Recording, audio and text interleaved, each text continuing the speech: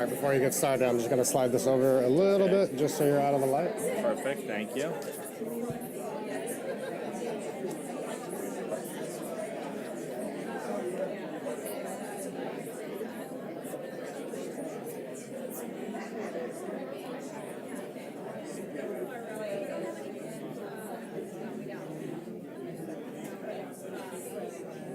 This is my stuff, don't worry.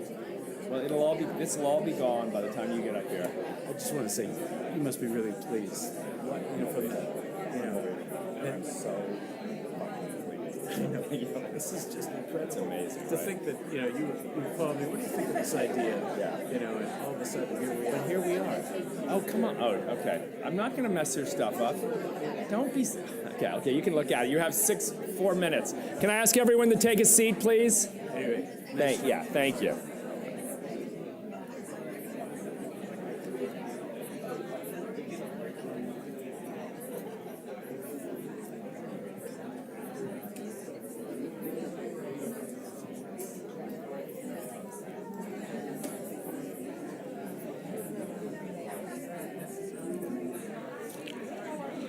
Ladies and gentlemen, please take your seats. Good morning. Good morning, David. Nice to see you. Just let everybody grab a seat. Don't sit on my coffee, Ross. I'm going to be brief, don't worry.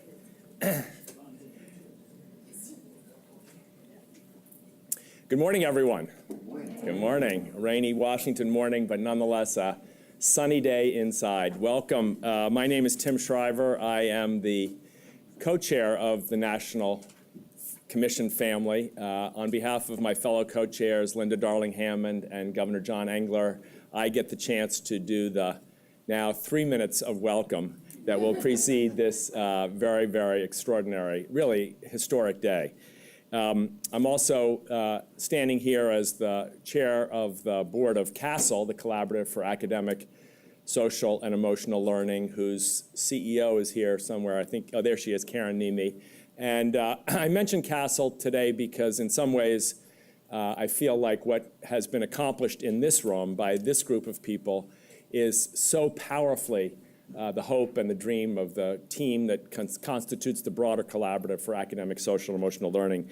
We're here really for a celebration. I want to thank Jackie Jodel, our new and extraordinary chief executive. Can we give Jackie a hand for pulling together her entire team? Most recently, I think many of you, if not all of you, were on the virtual site visit to Nashville. Many before the site visits to Cleveland and so on. The team has just exceeded, I think, our wildest expectations for what could be accomplished in this field at this particular moment in time. Karen said to me, does this feel like a wedding? So that would be the groom's side, right? This would be the bride's side. Apparently the bride is more popular. I don't know if that's social and this is emotional or which side is coming together. But it's probably a new form of marriage, a marriage of threes, if that's possible. I don't think we've got that yet in our contemporary lexicon. But this extraordinary report by Stephanie Jones is a celebration of a coming together, the likes of which many people, even in this room, might have thought was impossible as recently as 12 or 18 months ago. Roger famously said Roger Weisberg at a meeting here, I think 2 years ago, that getting scholars to agree on scientific issues was less likely than getting them to agree to share their toothbrushes. But here we have it done. He did really say that. It's kind of gross, but he did say it. But here we have it done. We have this extraordinary text in front of us that I personally believe, and I think many of you share the belief, will be a seismic shifter of the future of education in the United States.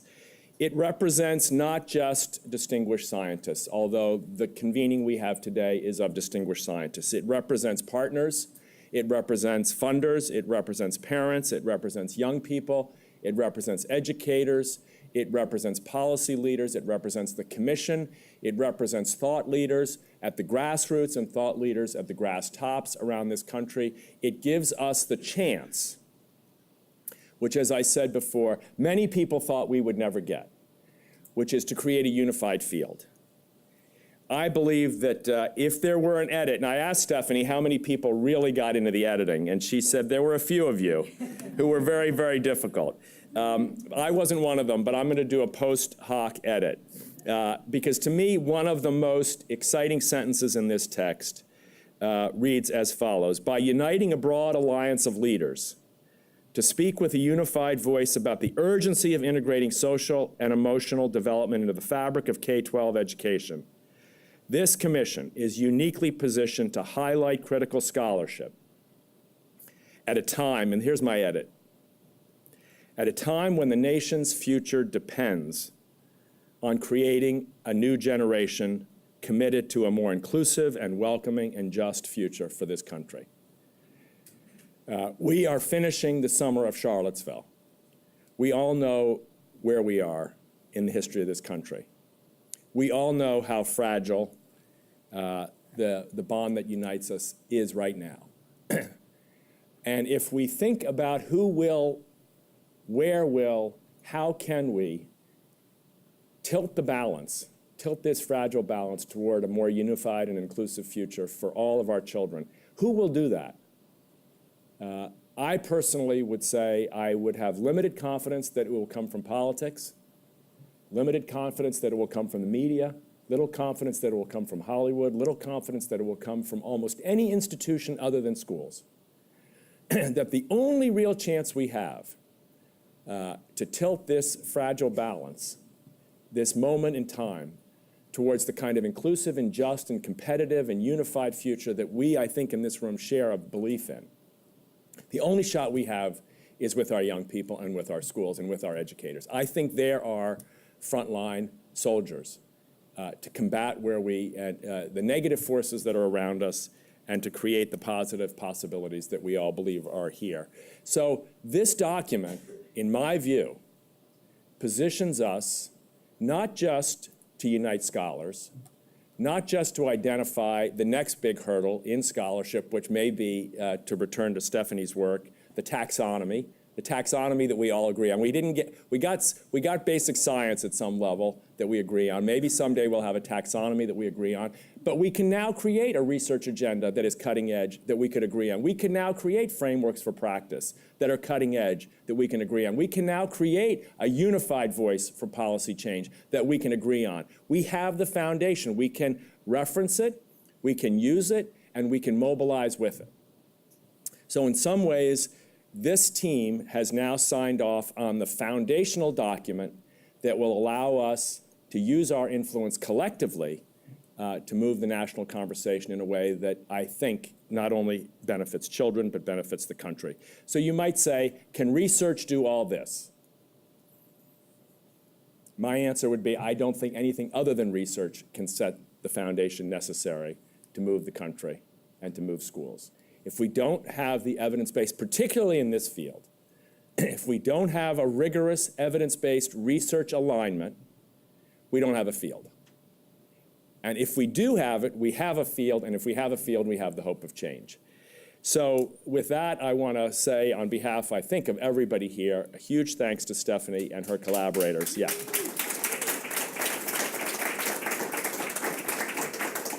If this were a room full of kids, we'd have some hoots and some all that kind of stuff, but it is scientists, so we have to be a little bit happy with what we've got. But my job now is to introduce the first panel that Stephanie is going to moderate. As you all know, Stephanie is the Marie and Max Kargman Associate Professor in Human Development. Is that still the right title? I was going to say, I don't think so. Full Professor. Yeah, baby, full Professor. She's going to moderate the panel, and I'll just introduce you. You all know everyone, each other here. Camille Farrington is going to come up, who's at the University of Chicago Consortium on School Research. Mary Helen Immordino-Yang is coming up, who's a professor at USC. Maurice Elias, who is a professor at Rutgers. Oscar Barberin, who is a professor at the University of Maryland, College Park, and Stephanie. With those names and that leadership and this extraordinary moment, I hand the podium to you. Stephanie Jones.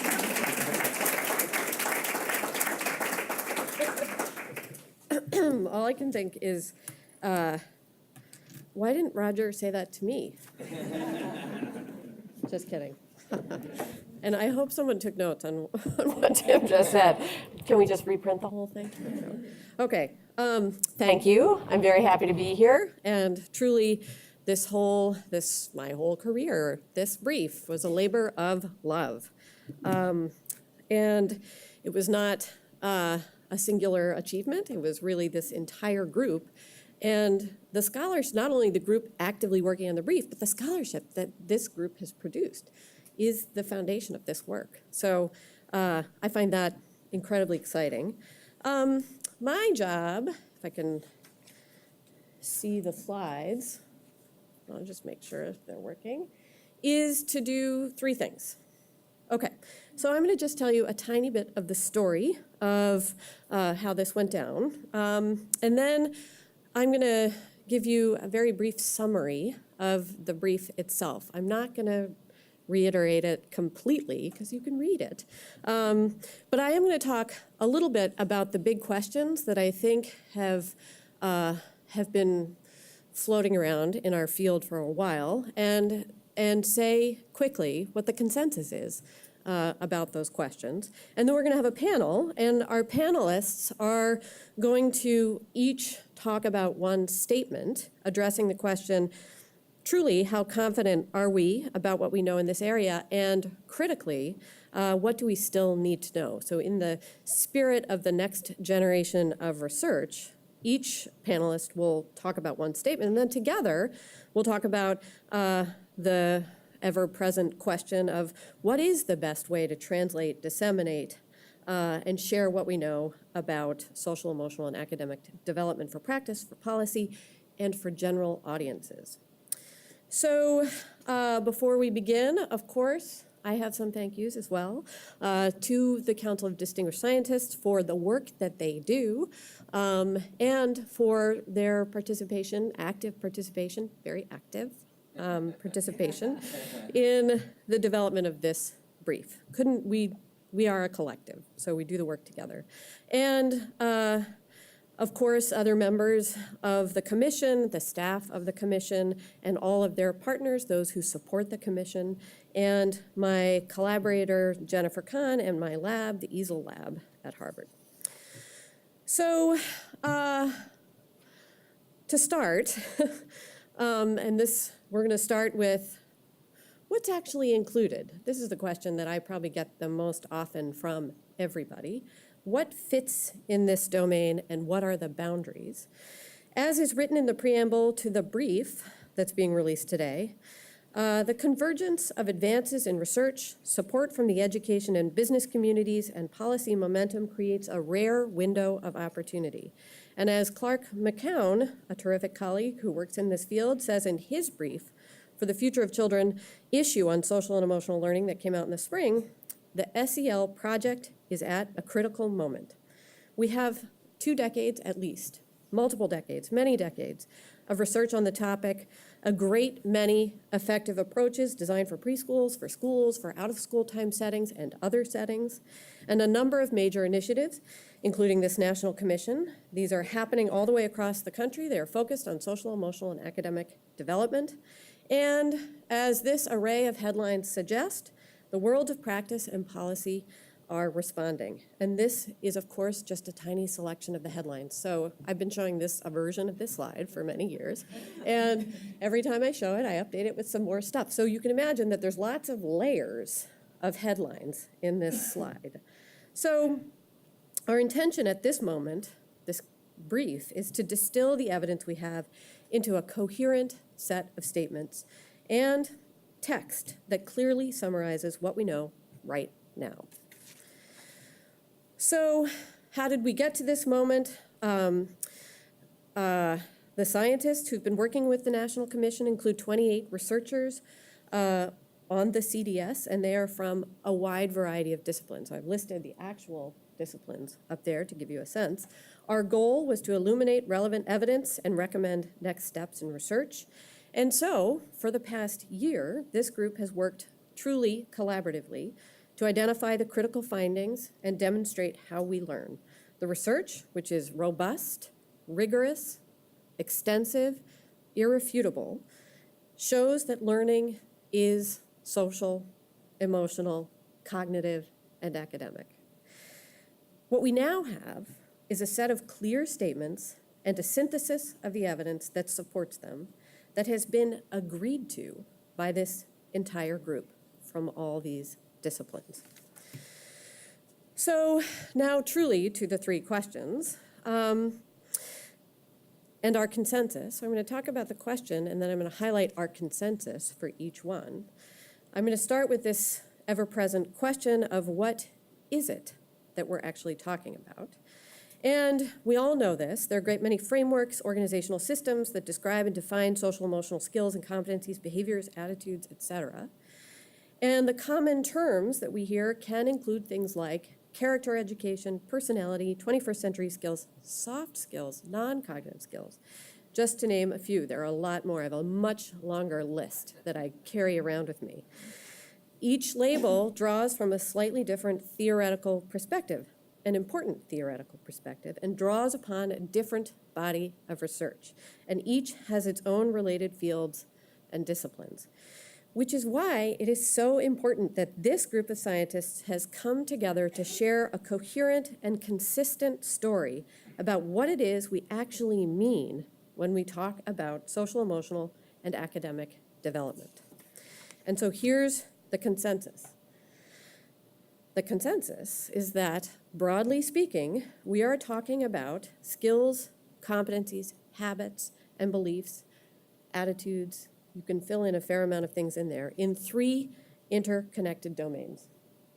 And they work like gears. They are intertwined. Cognitive skills that include things like executive functions, as well as beliefs and attitudes that guide one's sense of self and approaches to learning and growth.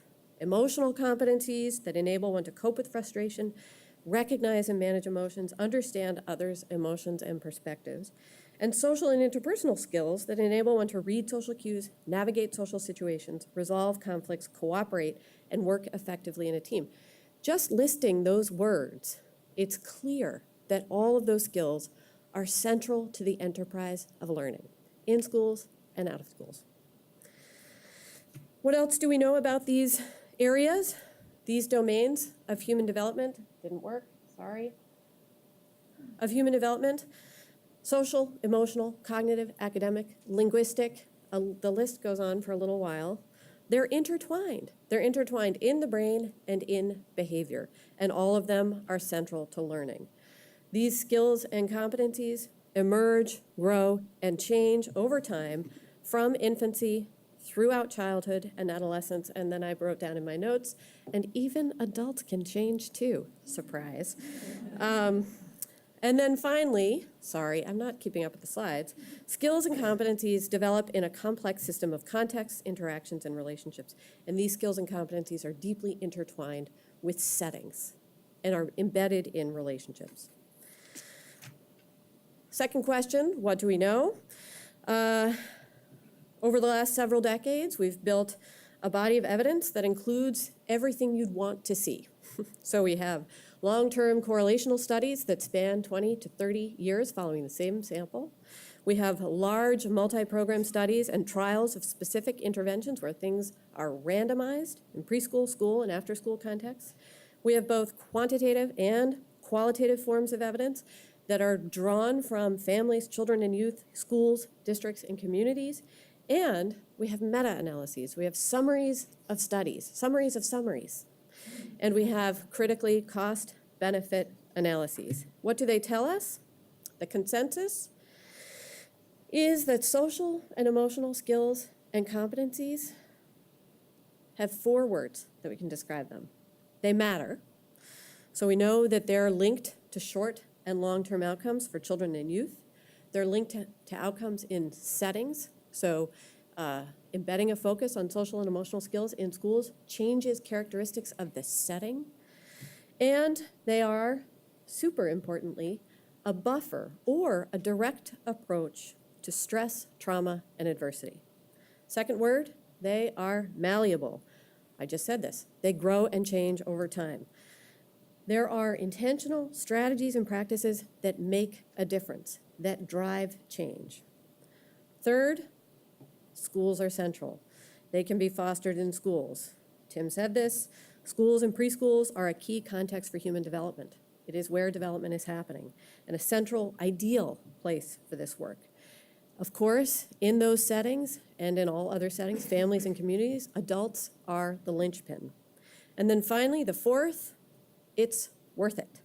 It's a benefit for all and a pathway to a more equitable society because the evidence indicates long-term social and economic benefits. And then our final question, what does it take? And the consensus is it takes integration. It takes weaving in a focus on these domains into the fabric, the practices, the very being of schools and schooling. It takes a You think I'd be better at the PowerPoint in my life? Because I really do use it a lot. It takes a focus on adults. Adults are the linchpin. Adults are a cornerstone. So that means teacher and other adult training and supports, wellness, competencies. And then finally, maintaining a careful attention to the quality and sustainability of practices on the ground and in systems. I don't want to just say we have to focus on implementation, because that tends to be a catch-all for a whole lot of other things. I think it's really thinking what is implementation. It's about quality practices and sustaining them in the world. So I think I did that in 10 minutes. So now our panel will come up, and they will each address one of the statements. And the first question, which is, how confident are we really about what we know in this area? And critically, what do we still need to know? And Camille is going to talk about matters. Mary Helen, malleable. Maurice, schools are central. And Oscar, it's worth it. If you remember those four things, we're good. Come on up. And then after each person takes 5 minutes,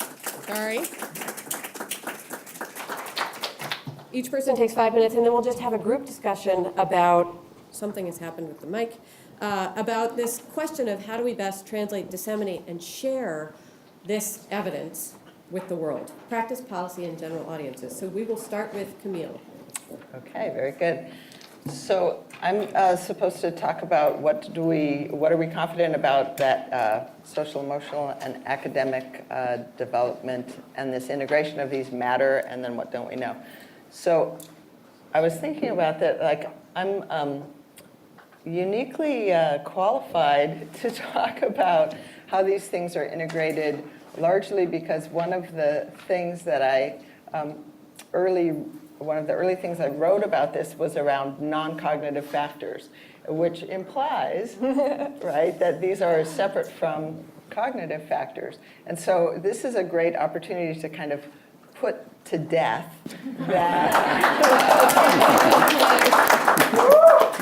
that notion. So, and I will do that, by way of education, by explaining. So non-cognitive, as Stephanie alluded, these terms mean specific things. And so that idea was what comes out of economics, what can we explain by cognitive measures, specifically intelligence tests, achievements tests, versus what is not explained by cognitive measures, and everything that's not explained by cognitive measures fell under this notion of non-cognitive, which just meant intelligence tests, achievement tests don't explain outcomes, or they're not directly correlated with those outcomes. So that's where that term comes from. That's the only usage of that term that actually makes sense. Because in point of fact, in development, in the brain, in human functioning, there's nothing non-cognitive about human beings unless they're dead. So really, so social, emotional, and academic development and the brain are like integrally connected.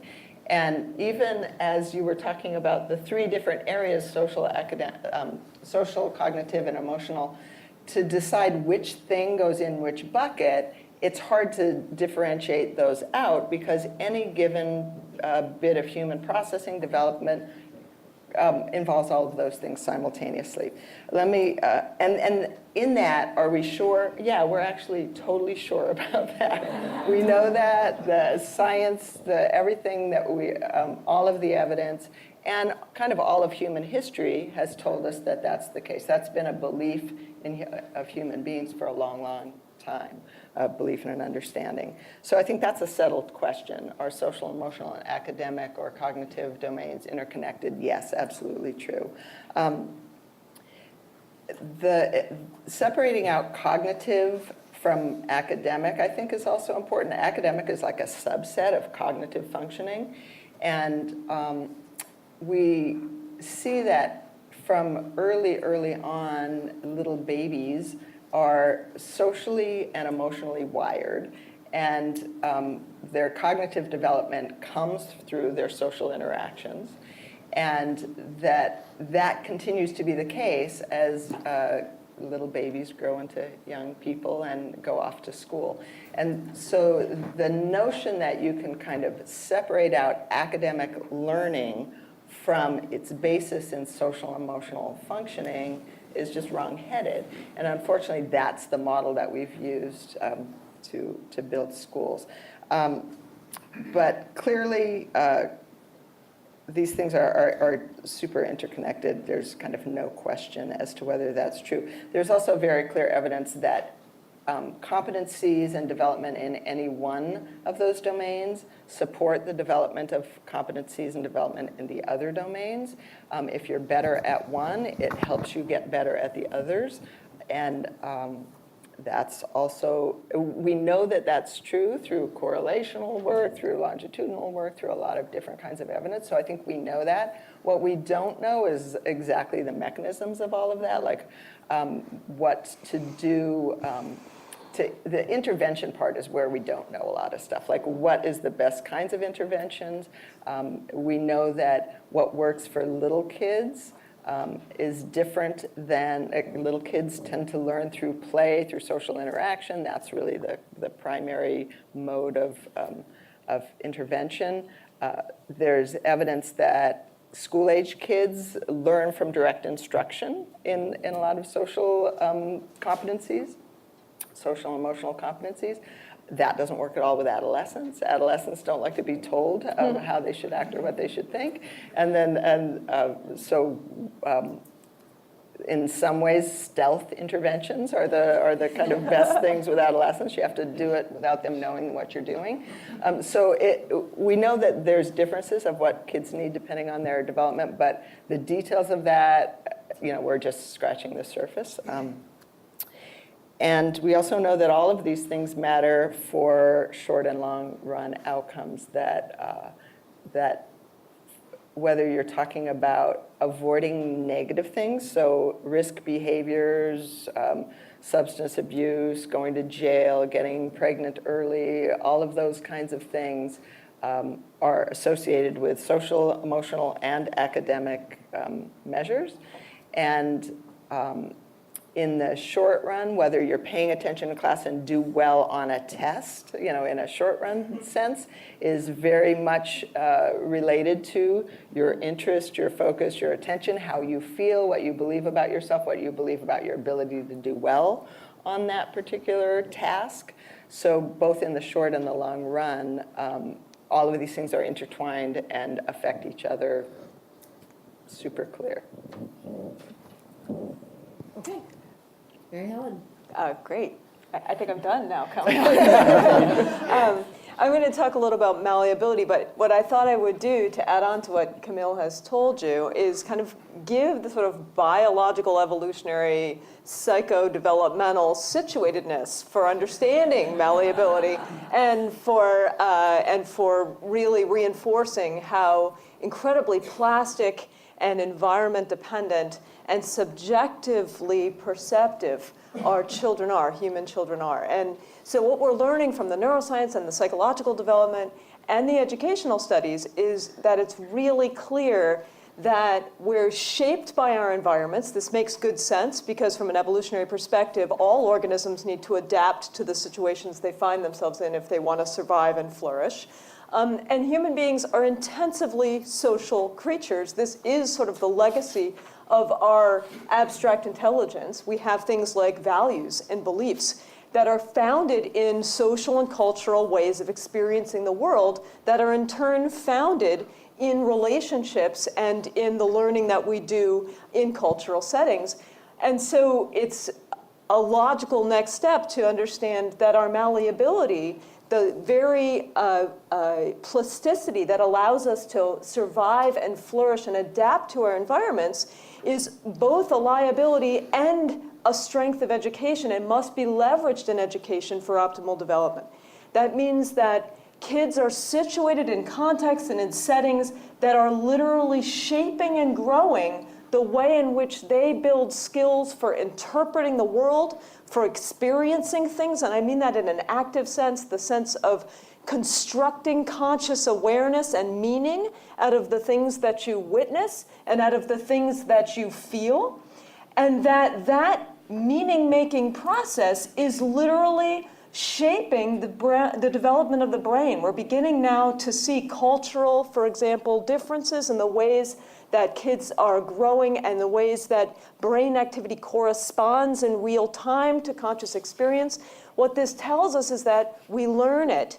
And the flip side of learning is malleability. It's the fact that we're subjectively sort of constructing meaning, and that meaning constructing process in a social context using our cognitive skills is fundamental to organizing what we're capable of becoming into the future. And so social emotional skills are sort of at the center of human malleability because social and emotional skills are the center of our biological and evolutionary intelligence.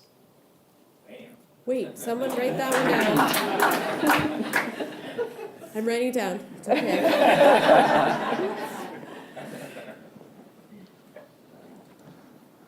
I'm sorry, it's taking me a little while to write that down. Wow. And Maurice. Yeah. Thanks for essential. giving me that to follow. So I'm on page 9 in the brief for those of you who are following along, and there are 4 bullet points that I'm going to get to address, and if I read them all, it would take 5 minutes, so I'm going to briefly summarize them, but at least you can see them. And I'm not going in the exact same order. The first one I want to comment on is that SEED is an essential part of pre-K to 12 education that can transform schools. Social and emotional competencies are not anything that we've invented. It's like an archaeological find. They've always been there. They've been there since the dawn of time. And they are, in fact, the way kids learn about the world, understand the world, and learn how to act in the world. And of course, their schooling is part of that. Not the whole part, but it's part of that. So yes, schools, we know that schools are indeed the place where kids will learn the skills and learn to live the skills.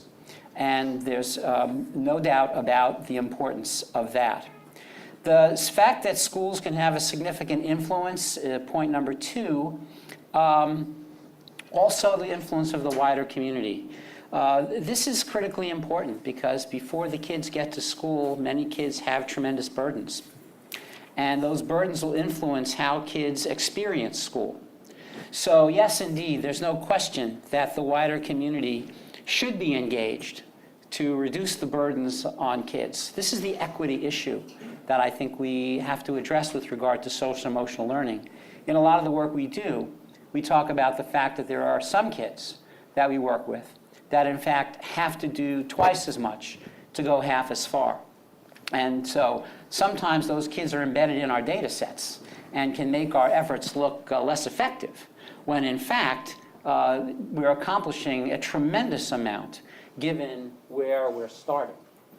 The third point is about the fact that for SEED to thrive, teachers and administrators need training and support. I think the evidence is now clear that social and emotional competencies are something that you must possess to be an educator. And so if we start with that fundamental premise, yes, indeed, we know that people are going to need training and support to do that, just as they need training and support to be an educator. I liken social and emotional competencies to reading. I believe they're absolutely as basic. I believe that if you can't read, you are going to have many difficulties in life. And in essence, if you can't read people and those around you, you are going to have many, many difficulties in life. And finally, the effective implementation is necessary to improve outcomes. Yes, I think we've learned that. We've learned that from our data. The meta-analysis in child development in 2011 made it clear that the benefits of social and emotional learning are cumulative, and that in fact effective implementation is multi-year. It has to be developmentally sequenced. It has to be integrated into everything that happens, not just an isolated part of the school day, and it has to be modeled by the adults around it. And again, if you could say the exact same thing about reading as you can about social emotional competencies. What do we need to know? In each of the 4 statements, there's a phrase that I think captures what we still need to know. In one of them, there's a phrase about success in the 21st century. Now, success is an ever-changing criteria. It's a shifting landscape.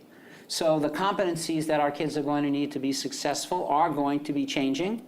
And so we can't say that what we know now about their competencies is going to be true for the future. What we do know is that whatever our children accomplish will be mediated by the relationships they have. So relationship competencies, I think we can be most confident about going forward, but there'll still be other competencies that our kids are going to need. The idea that families in the wider community must be engaged, I think we would understand that, but again, what does that mean? What is the level of engagement that really matters? How much engagement over what period of time? I think we have some intuitions about that, but I think that these are highly variable for different communities. And I think, again, this becomes a pivotal equity issue. The issue of training and support, what training and support is needed, I think, again, we are going to be challenged to rethink the preparation of educators in the United States. I believe that we're not going to avoid making their preparation a bit more extensive. And I think that we are going to be thinking differently about support once they arrive at the schoolhouse door. And that support is not episodic, but it's ongoing. And that in order to accomplish this, we're going to have to invent some new systems for ongoing professional development among our educators. And finally, the other phrase that we don't have a complete handle on is effective implementation. I would say with certainty that there are a number of us who are absolutely sure we know how to do this work. And equally true that when we go into schools with a preconceived notion of what it's going to take, we're in trouble. So we know this is an evolving, contextually based process of effective implementation. And that is a competency that we actually need to understand better and instill. It's not a prescriptive set of things that people have to do in a prescriptive amount of time. It's a changing, contextually linked set of things that are required to result in effective implementation.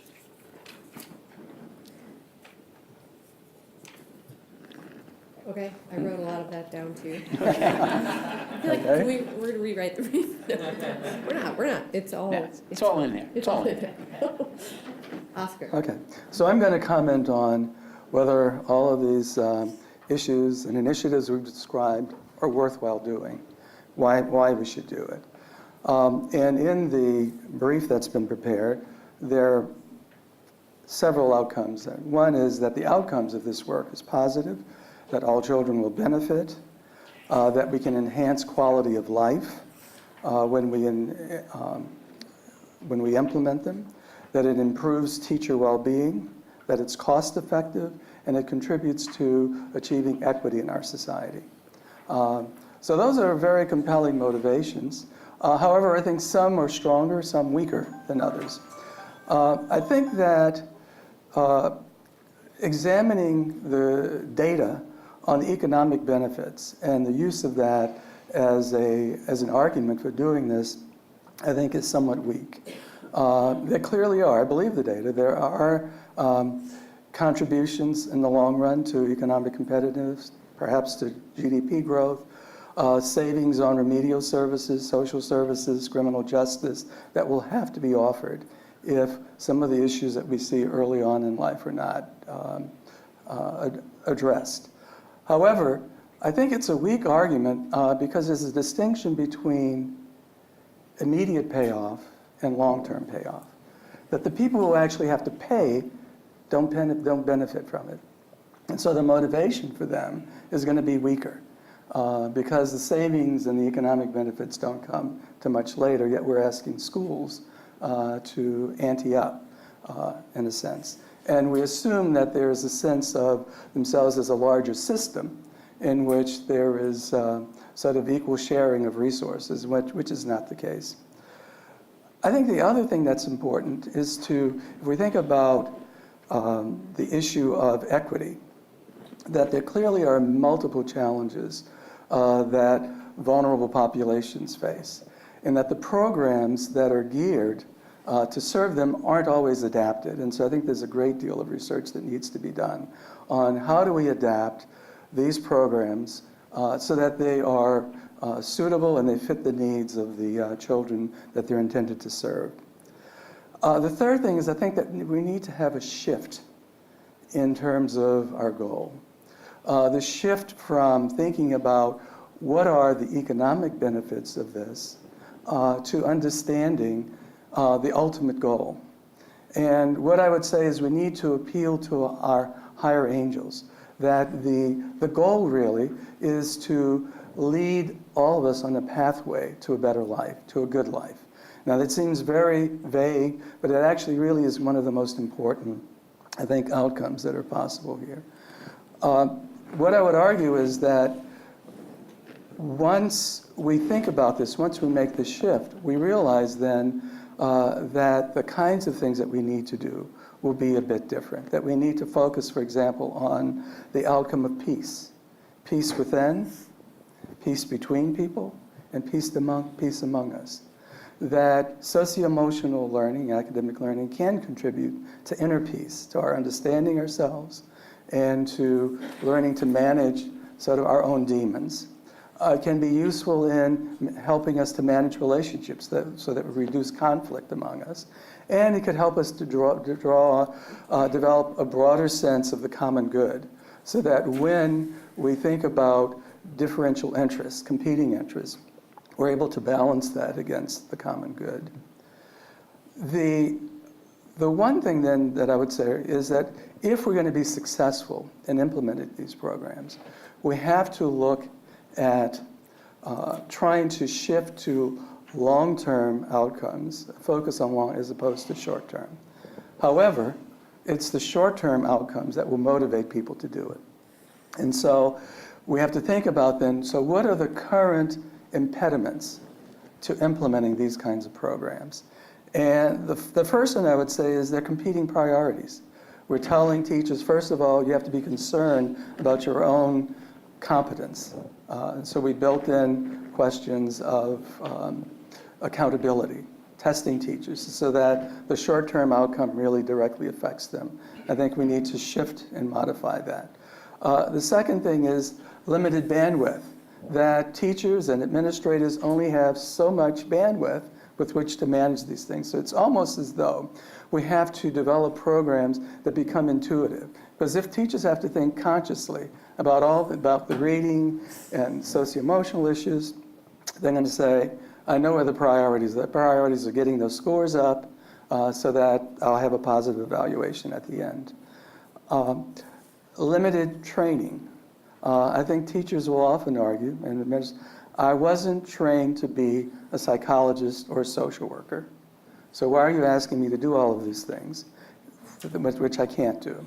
And so what I would argue is that we really need to think about instead of having that one person on the line, the teacher being so totally responsible for delivering these, that we really have to think about a team of people.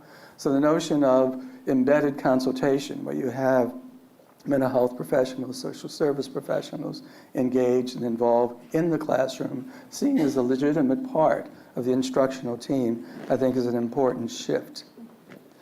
And finally, I think we have to move beyond limited self-interest, short-term, to think about what it means to be on a path towards a better life.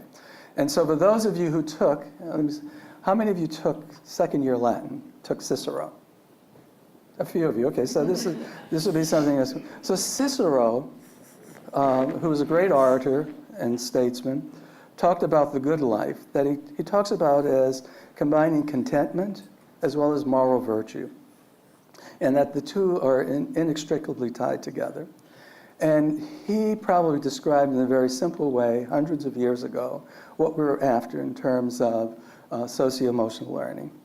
And he would say, to check our passions, to hold our lusts under control, and protect and care for what belongs to us while keeping our thoughts, eyes, and hands off what belongs to our neighbor. So I'll stop there.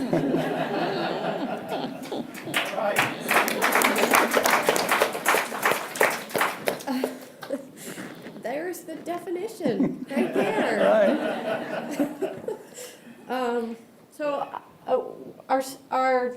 So I'm going to do two things. The first is I'm going to repeat a few things that I heard, because I think some of them are so great, and I'm sure there are tweeters abounding. And this would be things that you could tweet, because I think they're interesting things to highlight, and they're related to each other across the panelists. And I'm going to do that while you four are thinking about something that's key. And I'm sure this happens to you frequently, and I'm sure it happens to you all frequently, which is that we haven't been successful in communicating well what is here and the kinds of things that you just described to the world in general, so to lay audiences, but also to the world of practice, the world of policy. And what are your suggestions for how we can more effectively communicate the essence so that it's held, so that the questions aren't about, is this a fad, or is it really just about X or Y, that do come up over and over again. So I'm going to let you think while I highlight a couple of things that I think everything we heard was so useful and so interesting. A couple to highlight. One is something that I say, but I think is actually what Camille said, which is that the words don't do justice to the truth. So the words that we have to describe these skills and competencies and how they are intertwined don't yet live up to the reality, which is exactly what Camille said, which is that they're deeply, deeply tied together. And I think that we have to be, as a group, super careful about calling that out as a challenge as we do the work, so that we don't mistakenly mislead the world that we're talking about things as these dichotomous, separate entities. So that's something that I think is really important to carry forward. The other is that it's all developmental, right? So it's all growing and changing over time, and that when we think about what to do, it also has to be developmental. So we need to think about the practices, the strategies, the interventions from a developmental standpoint. We also heard this idea that this malleability, we heard neuropsychobio, and then I didn't write down the rest of those, but that's important. But that malleability, which is at its core plasticity, is both a liability and an opportunity. That's a pretty profound statement. It means that we can leverage and capitalize and work intentionally on these areas, or we can lose out because we're not. But it's happening still, right? The plasticity is there in settings. A fourth is about implementation, that when we talk about implementation, again, the words we use tend to be fixed. It has to be this way or that way. We have to get to high quality, fidelity, dosage, and so on. What Maurice is telling us is that effective implementation is evolving. It's dependent itself on the context, the approach. And that's really important to carry forward because it means we have to always be addressing it. It's not just a fixed entity to get to. And then finally, I wanted to call out the value of shifting the conversation, although it is important, away from our maniacal economic view. It is important, to a different kind of goal, which is, as Oscar said, to lead all of us to a better life or pathway. And that really leads us right into the communications part. So how do we begin to shift how we talk about the work so that the world is shifting how the world thinks about the work? Did I not say what you said? You were going to go Yes. first? No, I wanted to say what I have to say before other people say it. Oh, great. I go first. That was my strategy. So I guess the first thing I would start off with is communication. There's a principle, I think, that's been embedded in this whole project that has to do with listening to different constituents. And I would just want to underscore that a lot more. Someone said we have one mouth and two ears because we're intended to listen twice as much as we talk. And I think that we have to begin with the notion that when we talk, we're speaking for our own framework, as though we were the first persons or the only persons to encounter this as a problem. When in fact, teachers, principals, parents are struggling with the same issues. And so I think we have to start with how do they frame the issues, how do they construe the problem, and then convey what we understand in terms that meet their, so it's solving their problem. So we define it as our problem to communicate all these great things we know, instead of how do we help them solve the problem that they're facing every day. And then I think the second issue has to do with the kind of flexibility we show, that we don't have all the answers. Although we know a lot, there's a lot that we don't know, and being able to admit that. And then the third thing is conveying a sense of optimism, because parents and teachers, some people may feel hopeless about changing the situation. And yet we know so much that is a source of optimism. The fact that these problems aren't fixed, that traits don't determine necessarily all the outcomes for kids, and that there are ways to manage these issues. And so to the extent that we can thematically put through all of the things we say, hey, we have good news. We have things that may be helpful to you, and things that we think are worth testing and trying out. Damn, that's exactly what I was I going to know, say. I knew it. All right, I'm through. So I will say, in my experience, the issue is less that people don't get it, and more that they're not sure how to do it. And I think we do people a disservice when we don't tell them that what we're talking about is fundamentally transformational. That their school, if this is something new to their school's not going to be the same when they're through with us and when we're through with them. And it's different. You know what happens when you've gone into schools that are already doing this and you sort of help them along. It's like you put a booster on the rocket and shoo, it goes.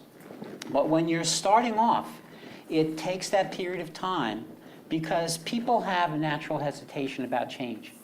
Innovation, what we perceive as innovation, anybody else still perceives as threatening.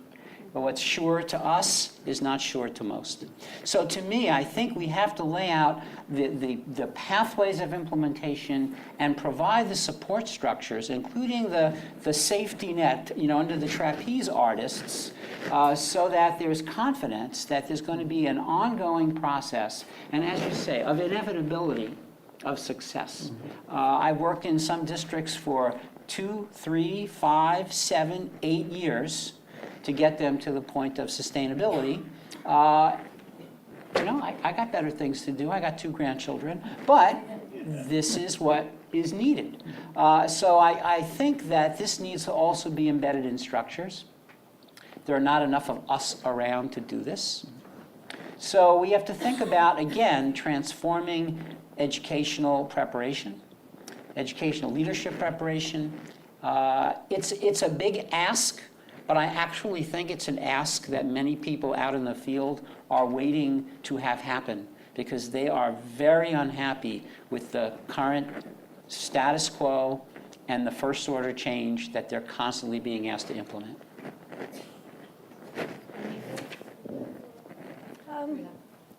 I suppose what I would add builds directly on what the both of you have just said, which is that I think we need to use our own social emotional skills a little bit in our communication efforts and realize that the people we're talking to, though they really want and need this, are frightened, right? We're a little bit scared to let go of the stuff that we had before because of the intense pressures to succeed in a really competitive economy and a really cutthroat kind of way that our current society and success are defined. And so it really needs to be a systemic effort in which we sort of help people to step back from that kind of treadmill path and start to see that the personhood that you develop is actually going to facilitate much broader kinds of happiness, much broader kinds of success and productivity and purposefulness that will be worth it, and that it's okay to feel unsettled during this period of change. I like that. And building off of that, if fundamentally human beings are meaning makers, that's what drives us, that's everything that we do, and that if the meaning for school people is get better test scores, that's not what any teacher went into teaching profession to do. So I think that the framing that is more aspirational, that is much more about recognizing human beings we're a social species, and that we have to be paying attention to social outcomes, and that those we care about each person's life and our collective human future. That's much more inspirational and much more liable to motivate people to really want to make change than is a much more economic, accountability kind of driven thing. And so that's one thing that's kind of exciting about this is that all of the work that we know about individual human beings also applies here in how we approach kind of massive change in thinking about education. One thing about social, emotional, and academic development and the idea of integration, it's not as if we need to integrate these things. They're already integrated, okay? So then what we need to do is say, well, given that they are already integrated in human development and in brain functioning and in learning, how do we design schools that capitalizes on that particular fact? And truth is that we haven't designed schools with that in mind. We've designed schools in a very regimented way, even just one subject, and then 45 minutes later you go to the next subject, and 45 minutes to the next subject.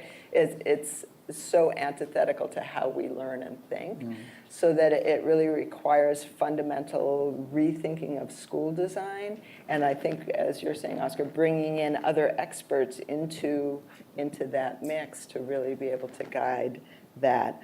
And lastly, just that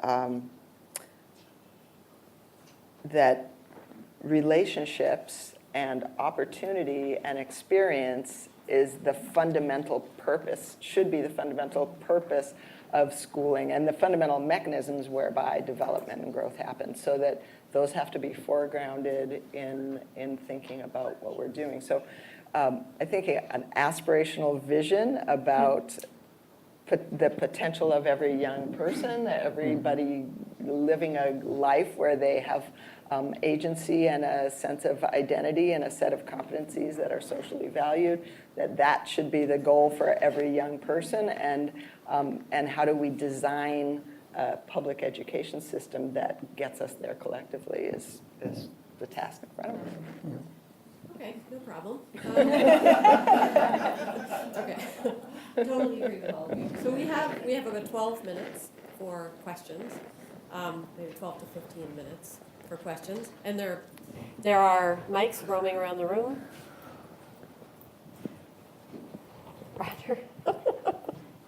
Roger Weisberg from Castle. I wanted to begin by correcting one historical record. Tim said I quoted Candace Pert about academics being more willing to share toothbrushes than terminology. I did say that in a meeting, but I also said that if we were given time to come together and think through the issues, we would be able to work it out, and I had great optimism in that. So thank you to your leadership and in helping us to pull that together.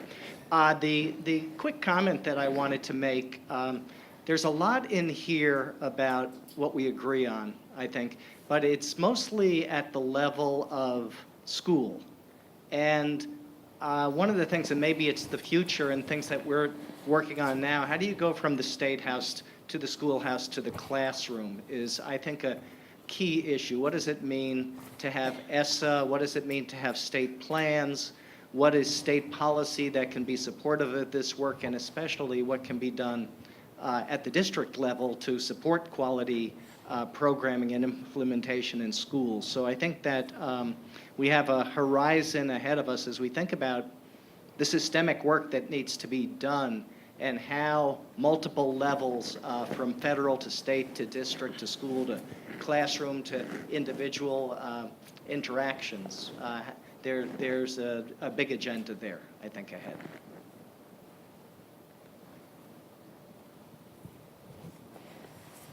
So, I mean, I would just say that so we need to build the evidence base to draw from, in part, to do that work. I mean, there's work out there, but that's one area of opportunity and growth that is absolutely necessary for a next generation of research in this field. Does anyone have any comment? Yeah, just the thought about ESSA, that in fact, the Every Student That Succeeds Act has in fact relinquished much of federal control, so that much of the action is at the state level.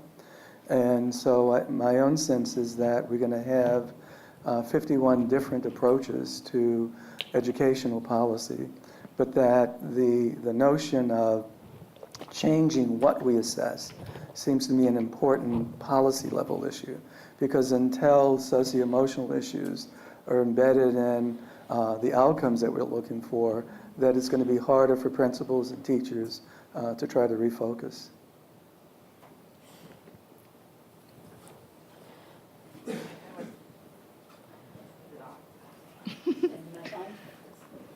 I can yell. Yeah, that's on. I was the teacher. Okay. Hi. So I'm Kristen Jameson. This is so exciting. We're part of a team here that's from Charlottesville, and I teach at the University of Virginia in the Batten School for Public Policy, and I also am in this county trying to establish a seed team, social emotional academic development, within the county, and my research focuses on trauma, or did focus on trauma and what that looks like in the classroom and how we can create an environment that is safe for children. Sorry, my back is to you. What I am really interested in hearing about is safety in the classroom, and we know that that affects the brain. We know that the prefrontal cortex is taken offline when a child isn't feeling safe. How would you insert the feeling of safety and community in the classroom into this very well-written assessment?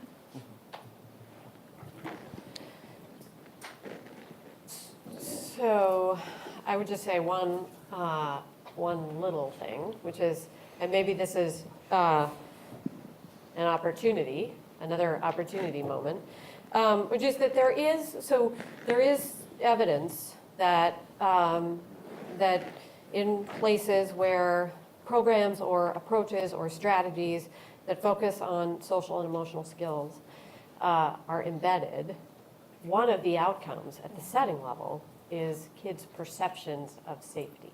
That body of evidence, I feel like, is strong, and we can hang our hat on it. It's not quite the safety that you're talking about, which I don't think we've developed the kinds of tools that we can use to capture the type of safety that I think you're referring to, which is a kind of psychological and behavioral safety for everybody, but also in particular for children who are exposed to episodic, chronic stress and trauma. So what do you guys think? This is the issue that I was raising earlier in the sense that more is necessary for kids that are undergoing trauma, because the usual things that will establish a sense of safety in the classroom won't be reaching deep enough for them. So it's going to take time and extra effort. I work in urban centers where I'm assuming that every child is in fact trauma afflicted. And we find that we have to spend much more time on trust building. So we're going back to our old Erik Erikson, and we're assuming these kids have some very deeply ingrained mistrust that's not going to give way to a few lessons and activities. And will be subject to a lot of backsliding as the adults in their environment are exceptions. So it becomes, but we know that safety is primary. And so what will the kids be able to learn if they don't feel safe?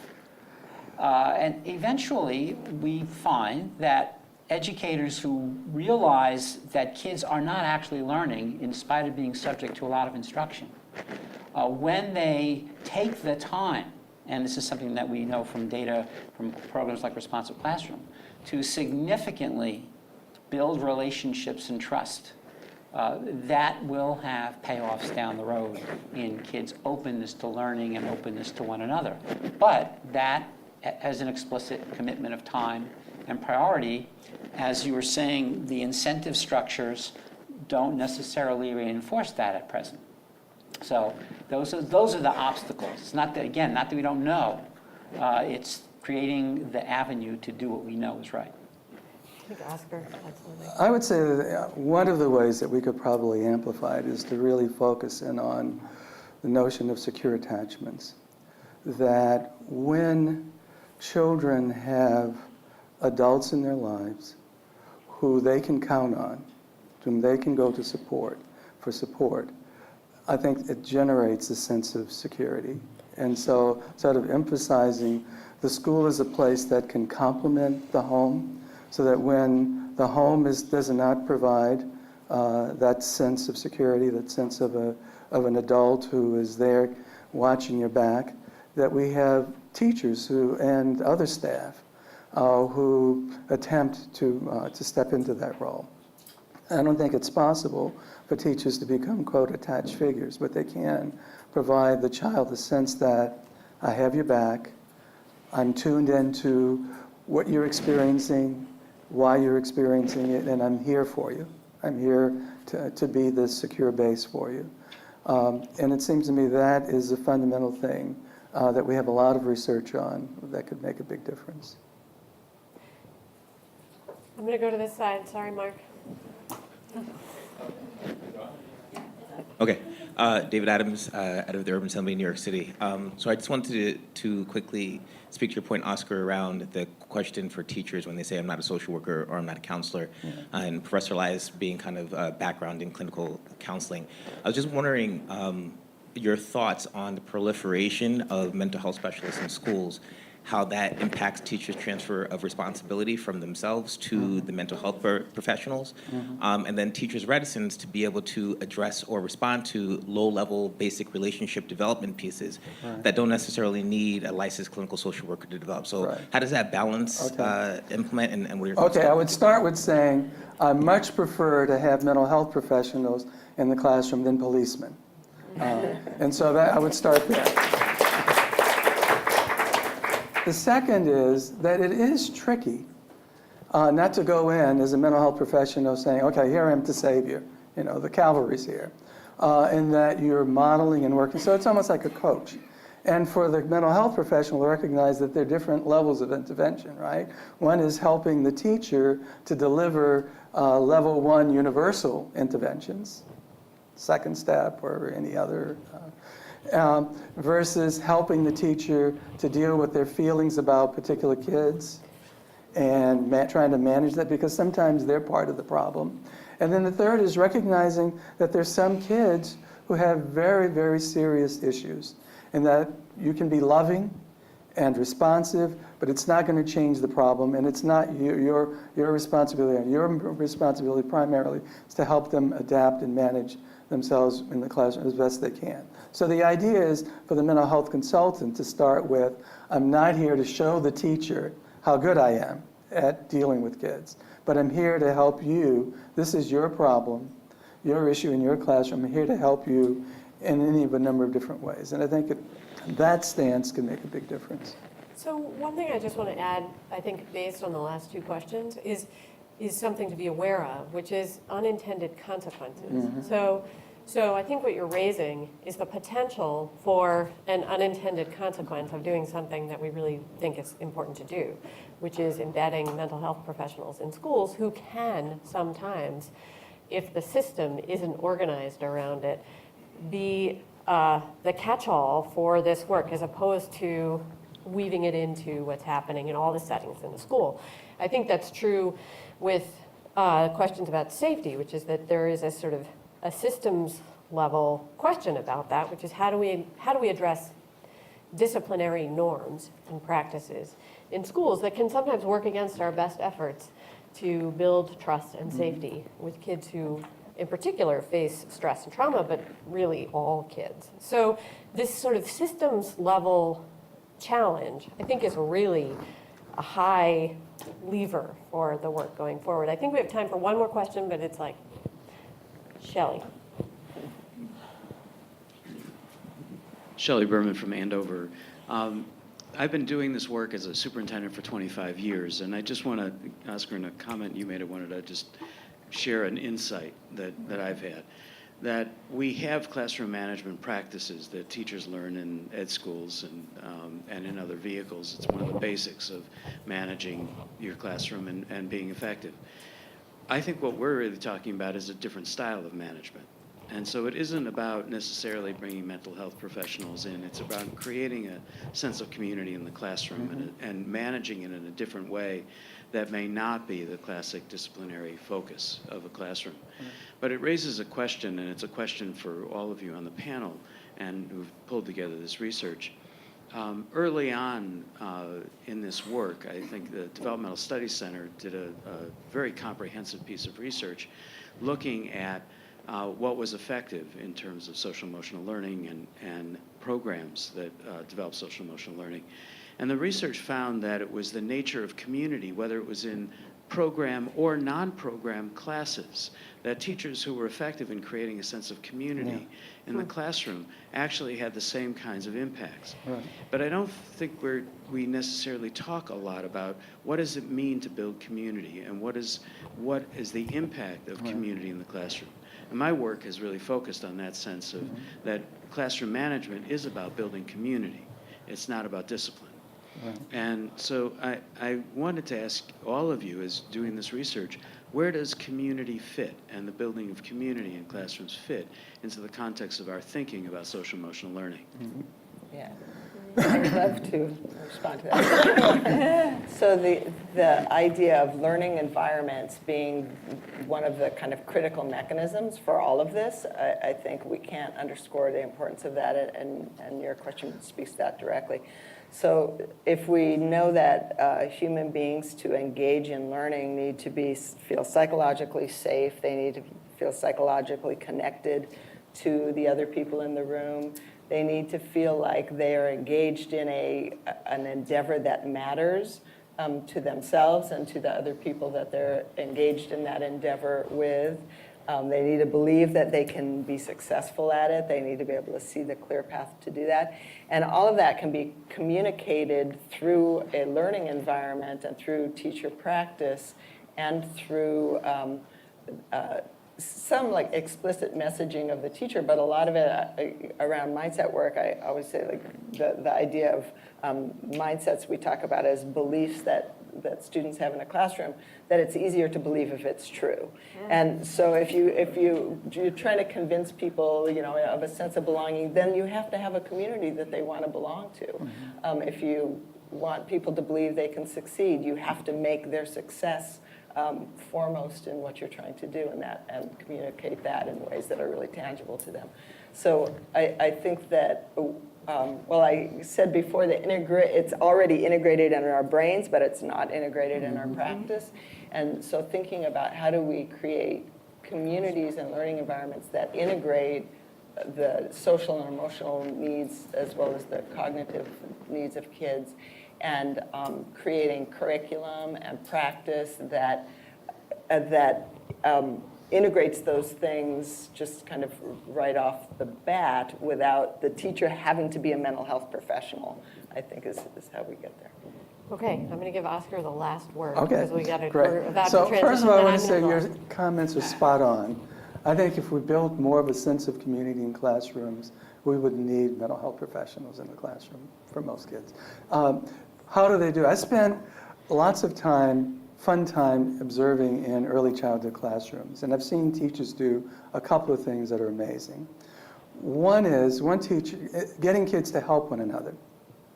So the teacher had the principle, try 3 before me. I love that idea. That is, if you have a problem, you go to 2 or 3 other kids before you come to me. And the second one is resisting the temptation to say that your achievement is yours alone. And so if you're successful, then go and help someone else. And then they'll be able to help you in something else. And then the third is when there's behavioral transgressions, it's not just the child breaking the teacher's rule. It's the classroom having developed a set of rules, and that it is an anomaly. It's something that violates our understanding of how we want to be with one another. And therefore, the punishment, if there is a punishment, is not simply for the teacher to do something, to go to timeout, but it's for you to come back into the community as a full member by being apologetic. And so we have restorative justice practices, which are, I think, a good way. So there are lots of ways, but community really, I think, having a good community is an important foundation. So just to say 2 last words, can't help myself. One is that building on this conversation for a next generation research agenda, I would say that what you've highlighted is a mechanism. So, and this is an area of research in this field that we haven't done enough in, which is to say, what are the mechanisms that account for why any particular program or strategy or approach is effective? And then we build the mechanism as opposed to just embed programs. Yeah. So, and I think that that's a very important area to take all of this work to the next level, and you just identified one. So thank you. Thank you.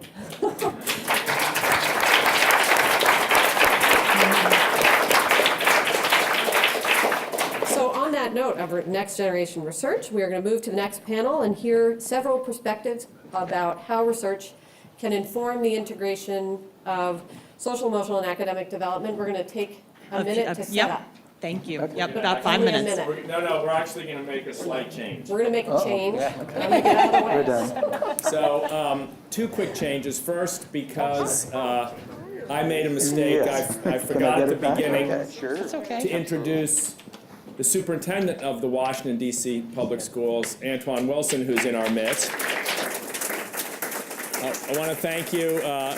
I think Mary Helen would rename you the Chief Evolutionary Neurobiological Social Psychological Development Officer. But we should think about maybe Chief Child Development Officers. Maybe that's really a way to think about who you are and the unique position you run. So we want to thank Antoine for taking the time to join us. And secondly, since this meeting was designed by and for scholars, there has been no scheduled time for social or emotional interaction.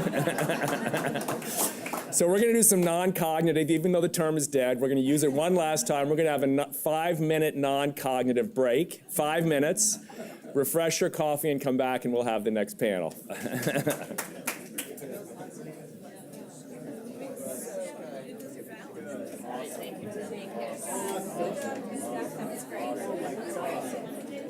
Awesome.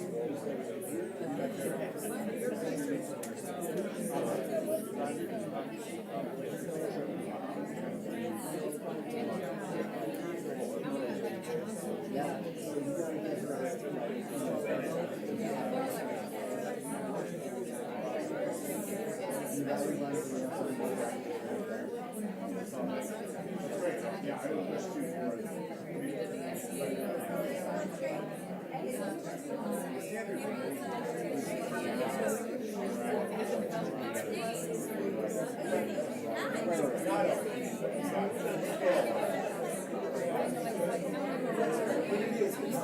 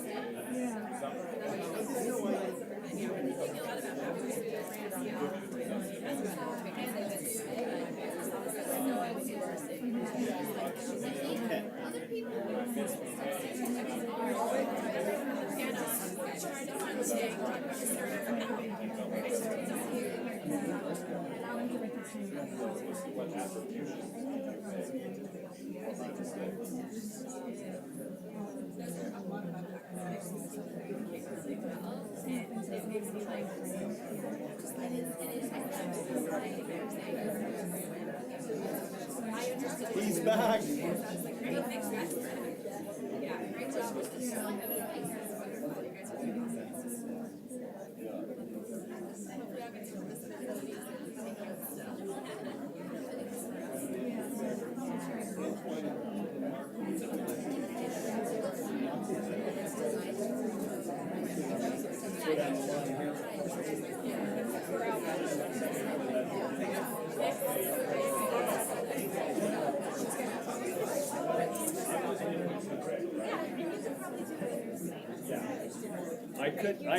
Here's a short version and there's a long version. I have the short version of the Bridgeland bio and the long version of the Bridgeland bio. If I could ask everyone to grab a seat.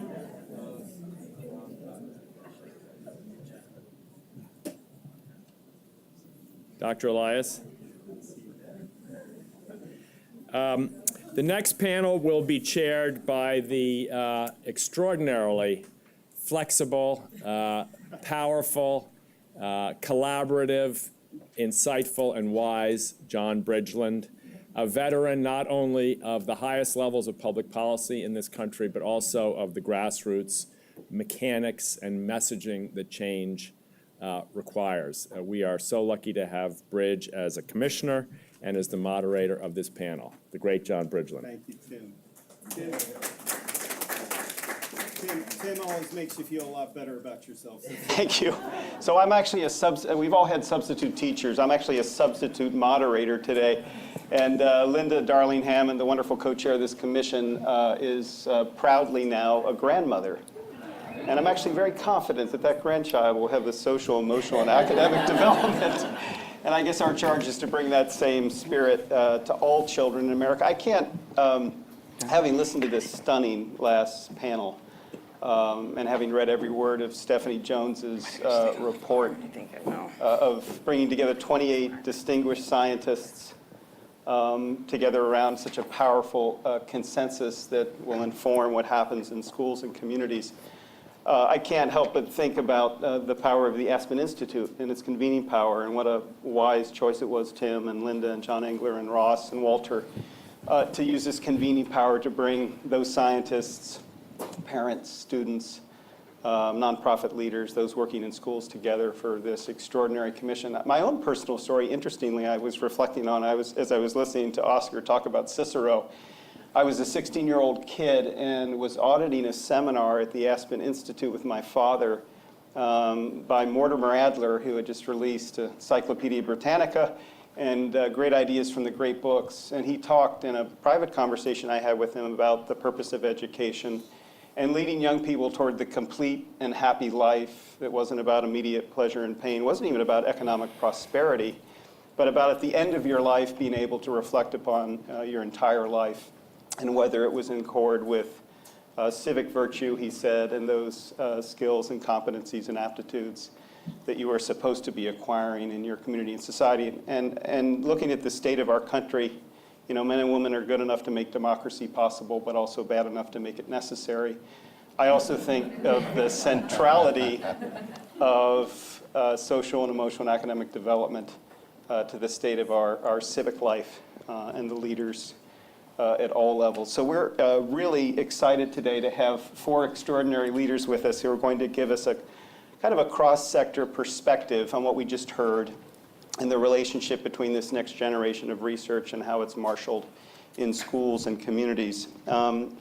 Our first panelist that Tim renamed is the Chief Psycho-Neuro-Social Development Officer is Anton Wilson. You know him as the Chancellor of the DC Public Schools, but he was also a former teacher, principal, or superintendent in Raleigh, Wichita, Denver, Oakland, and now we're lucky to have him in Washington. He also gets up every day at 3 a.m.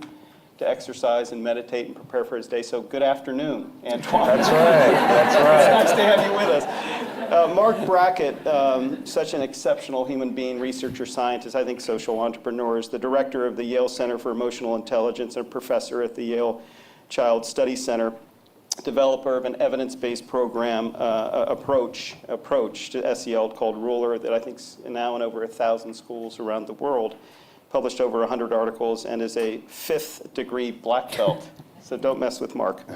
Zoe Stem Calderon is the director of the education at the Rakes Foundation, which has been such a powerhouse on so many fronts, including supporting the work of this commission. Formerly at the Gates Foundation, obtained her doctorate at the Harvard School of Education, wrote an incredible dissertation that's relevant to today's topic, was an elementary school teacher, assistant principal in Houston, and a senior leader for Teach for America for many years. And the great Jim Balfance, the president of one of America's finest national service organizations, City Year, and also the co-developer with call them the Balfance brothers, the Diplomas Now initiative, which is an evidence-based program helping students in high-need schools with terrific research behind it.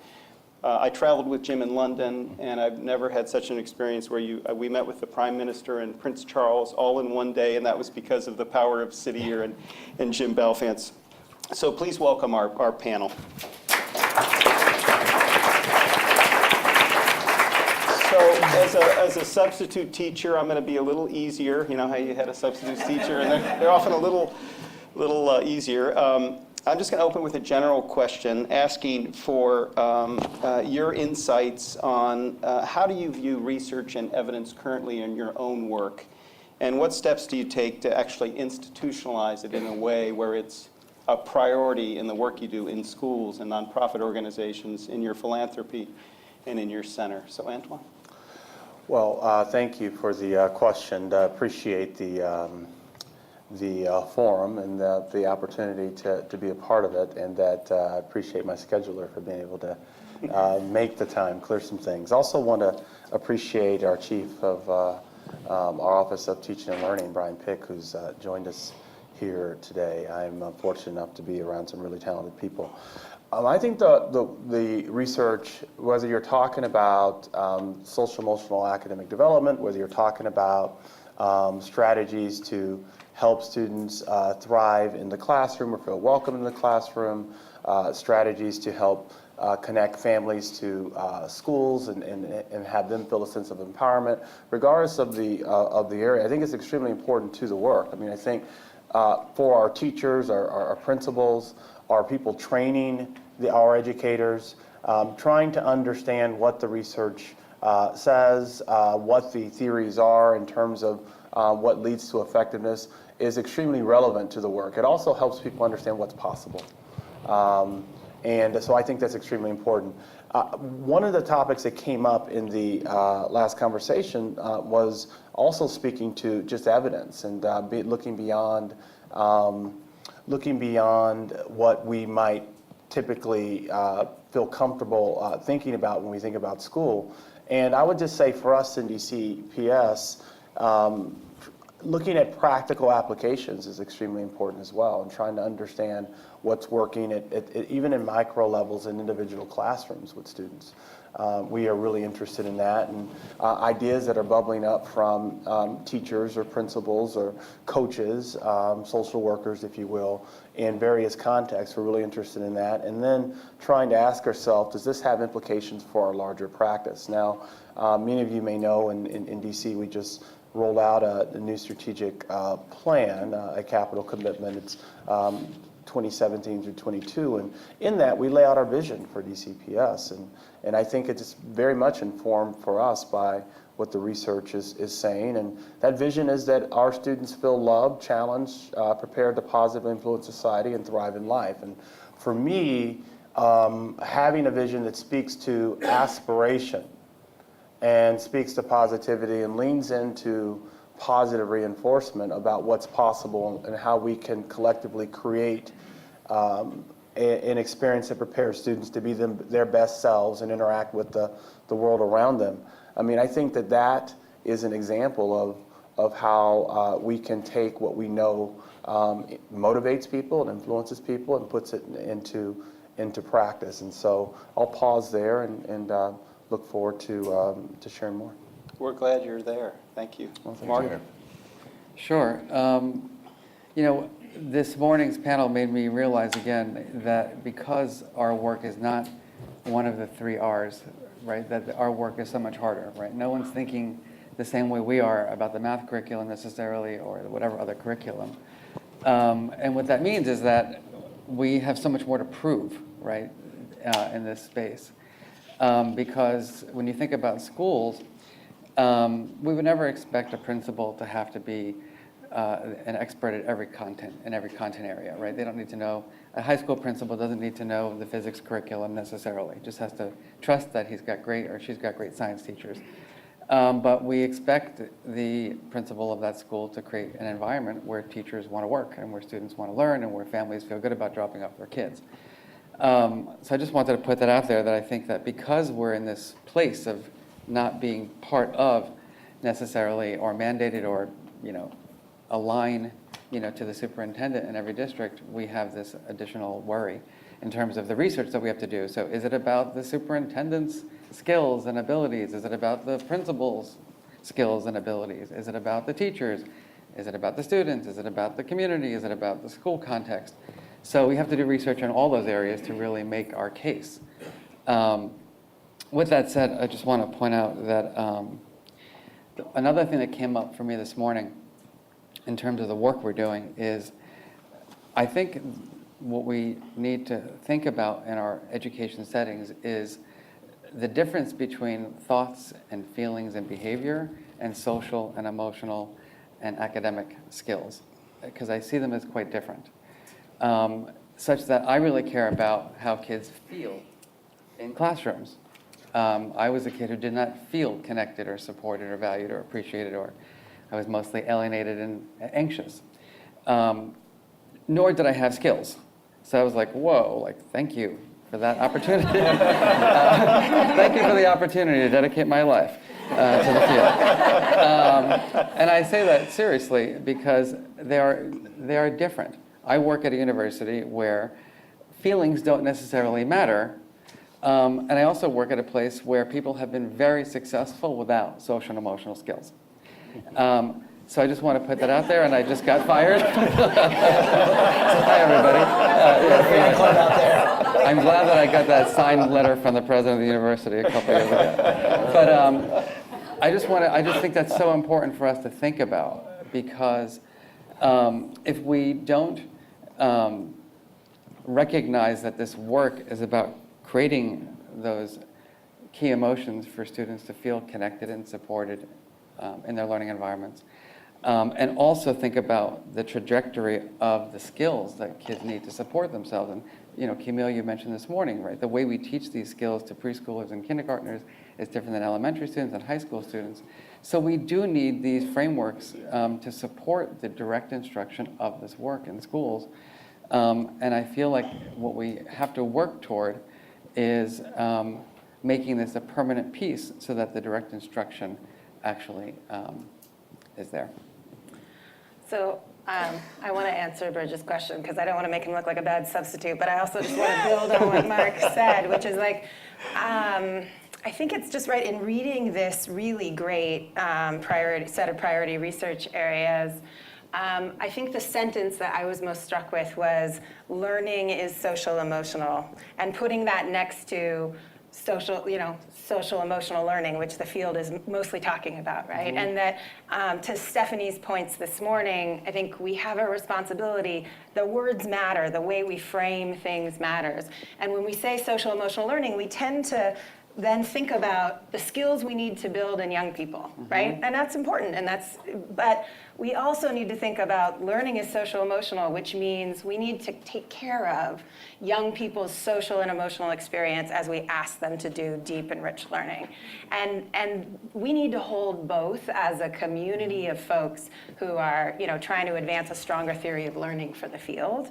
And that's, I think, what we do at Rakes, or what we hope to do, is the way that research connects to the work that we fund. I feel really blessed that every day I get to work along really fabulous researchers and really amazing practitioners who we're able to fund to break down silos and sort of go sit shoulder to shoulder together to solve really important problems, right? To bring insights about the role of social and emotional competencies in learning to big problems of practice. Things like, how could we build a deeper sense of belonging in AP and IB courses so that many, many, many more underrepresented kids are succeeding in those courses, right? Like, that's a question that practitioners have deep insight into, that they really care about solving, and this research and researchers can bring new lenses, new measures, new ways of thinking about those problems.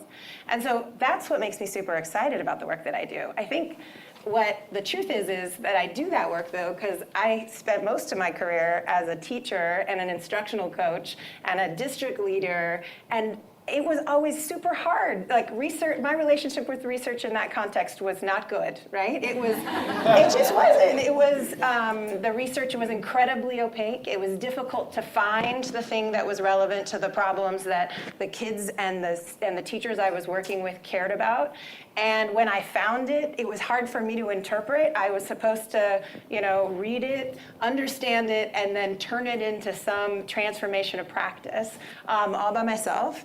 And when I had interactions with researchers, usually I felt like a subject, right? I felt like someone who didn't have questions of my own or theories of my own, but had to get with the program and implement the strategy with fidelity so someone else could answer their questions, which were usually not that interesting to me or the teachers or the young people who are all about the business of making learning better. Yeah. And so I get so excited that this group is coming together and trying to build the kind of research agenda that could be practically relevant to teachers teaching that could give us a clearer window as practitioners into what really matters in learning, that we have to both develop these sets of competencies, but that we also have to understand that learning is social and emotional. And so I'm excited to be here, and the morning has been wonderful for the frustrated educator in me. Thank you, Zoe. Jim. Terrific. Thanks, Bridge. Well, let me start by saying it's great to be here, and congratulations to the Council of Distinguished Scientists on this consensus report.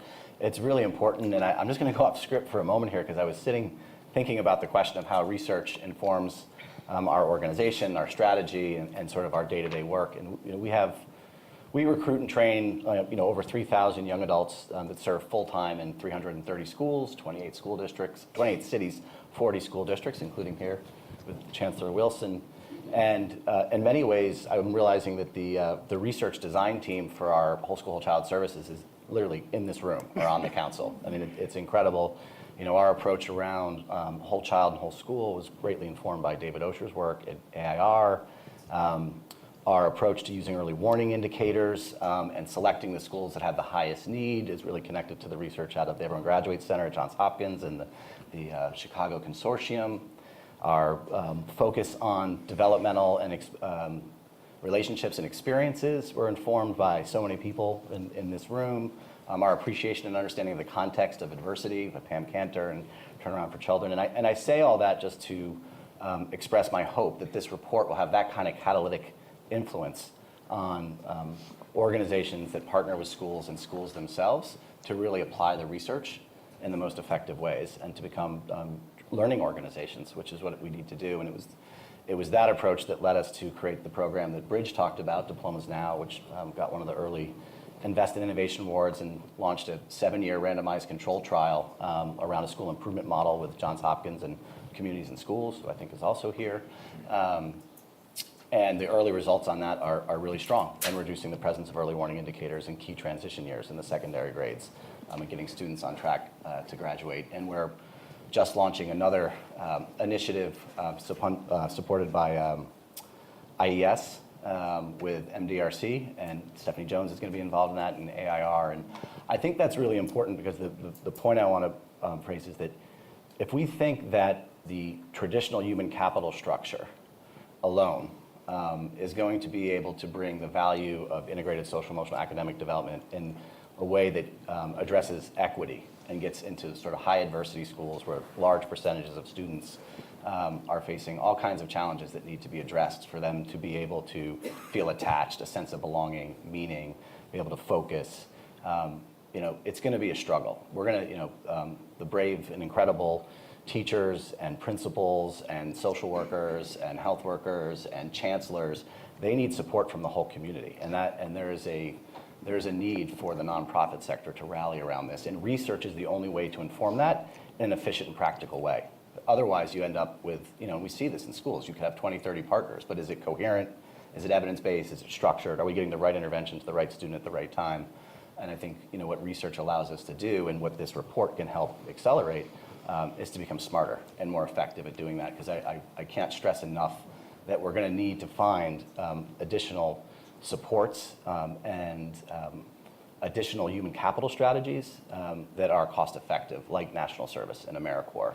And we're going to need to be able to take young adults that have skills and talent and want to contribute and develop them as practitioners to support teachers, school leaders, families, and students, and really powerfully integrating social, emotional, and academic development in our highest need schools. It's wonderful, Jim, and your organization is such a model of how you've taken research and evidence and institutionalized it and integrated it in a way where it has effects on the ground. So I'm going to become less of the easy substitute teacher and push you a little bit. We're about to release with CASEL a nationally representative survey of principals all across the United States who tell us how fundamental and central social and emotional learning and development is to the development of children in an integrated way. And yet they're begging for more research and evidence and understanding of the effects so that they can make a stronger case in their schools with their superintendents and principals and teachers for having this emerge in classrooms. So how do we close that gap practically? Zoe, you touched upon it in your remarks. Ideas for how we can close the research gap and translate it in ways in schools that will have effects.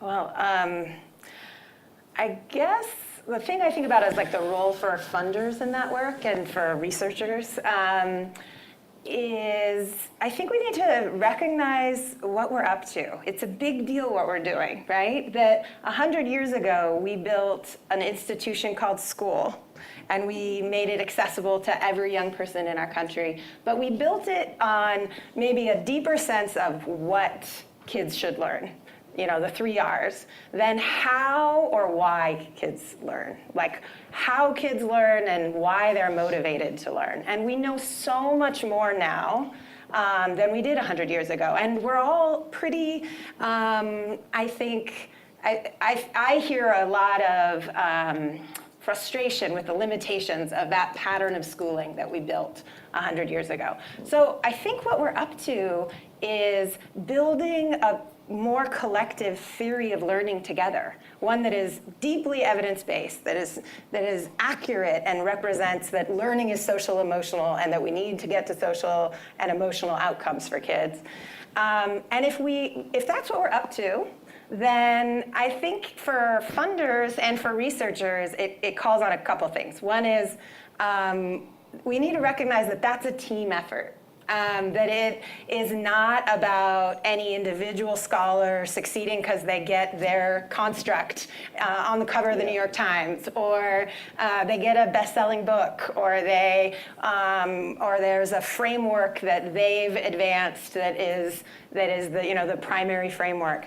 I think we have to recognize that this is a 10 to 30-year endeavor, and that it's going to take many of us working together to kind of move from we have a thin theory of what learning and development is to we have a thick and robust one that the field shares and is operating around. Sometimes I think about it like I go back and I look at the early models of the human body that underpinned the medical profession early on, right? And we knew that disease lived in the blood, but we didn't know, but we thought letting blood was a good idea for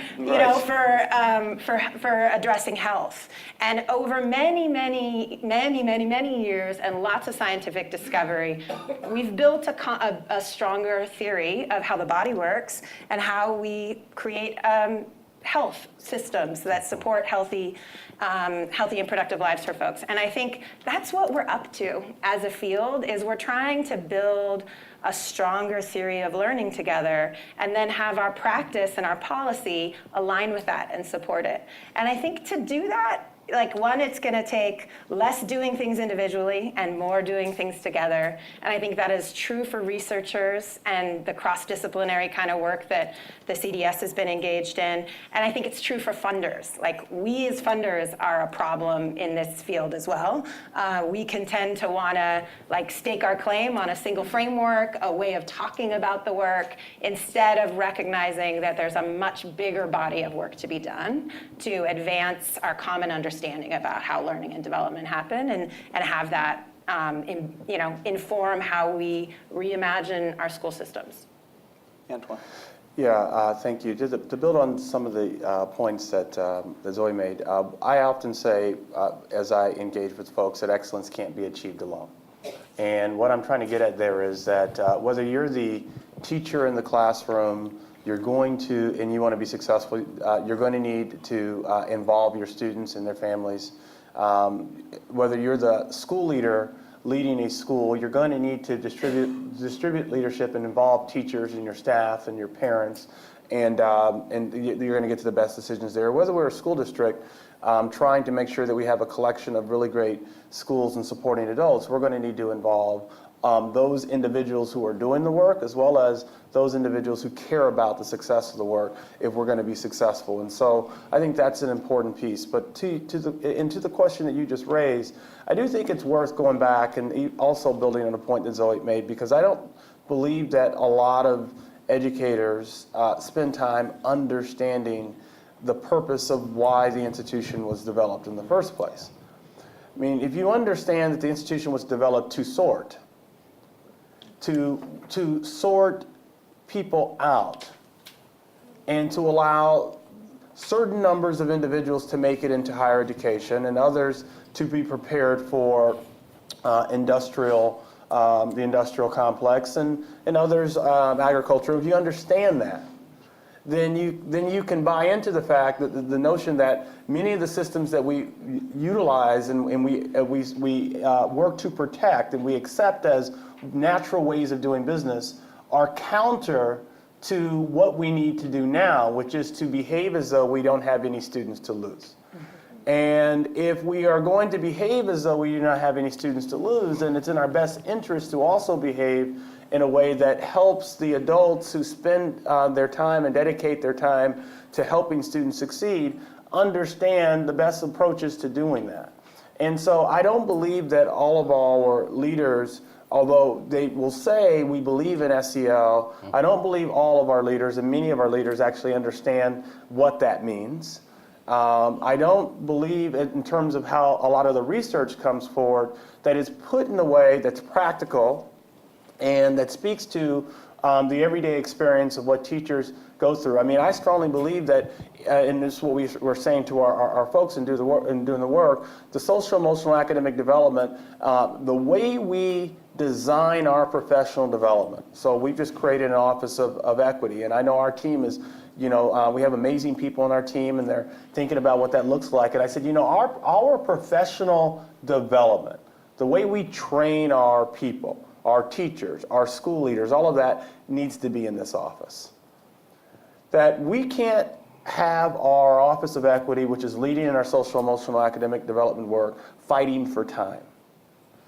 Our educators don't have time to think about how to teach math and science and social studies over here, and then over here think about, well, what does it mean to meet the social, emotional needs of students over here, and then over here, how to manage classrooms, how to communicate with parents.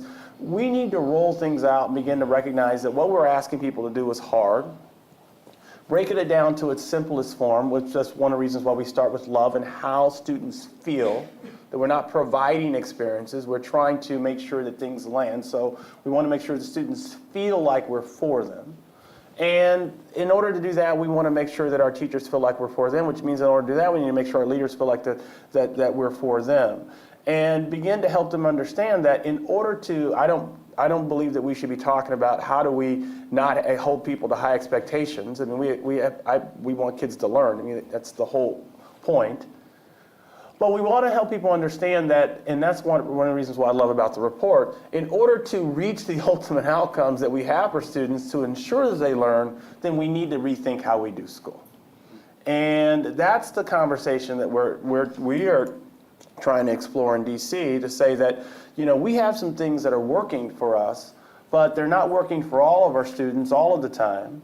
And if our goal is to position students to positively influence society and thrive in life, which, of course, for many students is going to talk about college and career, but others it's going to be about volunteerism, entrepreneurism, or starting a nonprofit. If we're going to position that, then we need to think about the experiences there. And if that's the case, then we need to ask our leaders, which getting back to your question, to re-examine what they understand and believe about how schools should work in the first place, and how they should behave in relationship to their teachers, and how they support teachers and educators in service of meeting the outcomes that we have for children. And so that's the work. It's much harder than oftentimes it is laid out in terms of educational standards and academic outcomes. It is about how do we show up in school, how do we show up as leaders, and for me, how do I demonstrate some level of vulnerability and importance in the how being as important as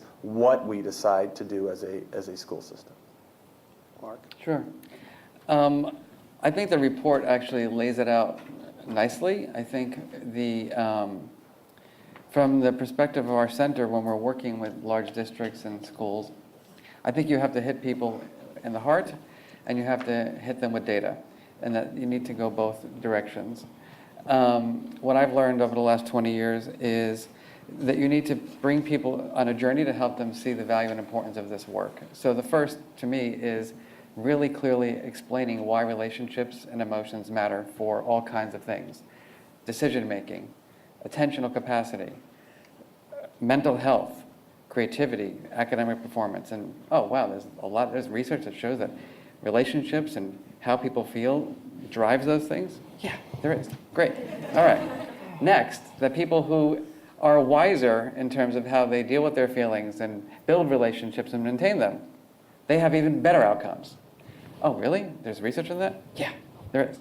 Okay, great. Then, all right, what are the ways, what are the pathways? How do you implement this in a way? And obviously there are many different approaches to doing that. Our approach is that you have to hit the climate and the skills of each individual simultaneously. Just to go back on some of the research, people are talking about principals and how do you get principals to be motivated? Well, we just finished a study with 15,000 people across the United States where we had the emotional skills of their supervisor. And we looked at how do the people who work in those organizations feel each day. And we found a 60% difference in inspiration based on the emotional skills of the leader. So you can imagine, you're in a school with a leader with very low emotional intelligence.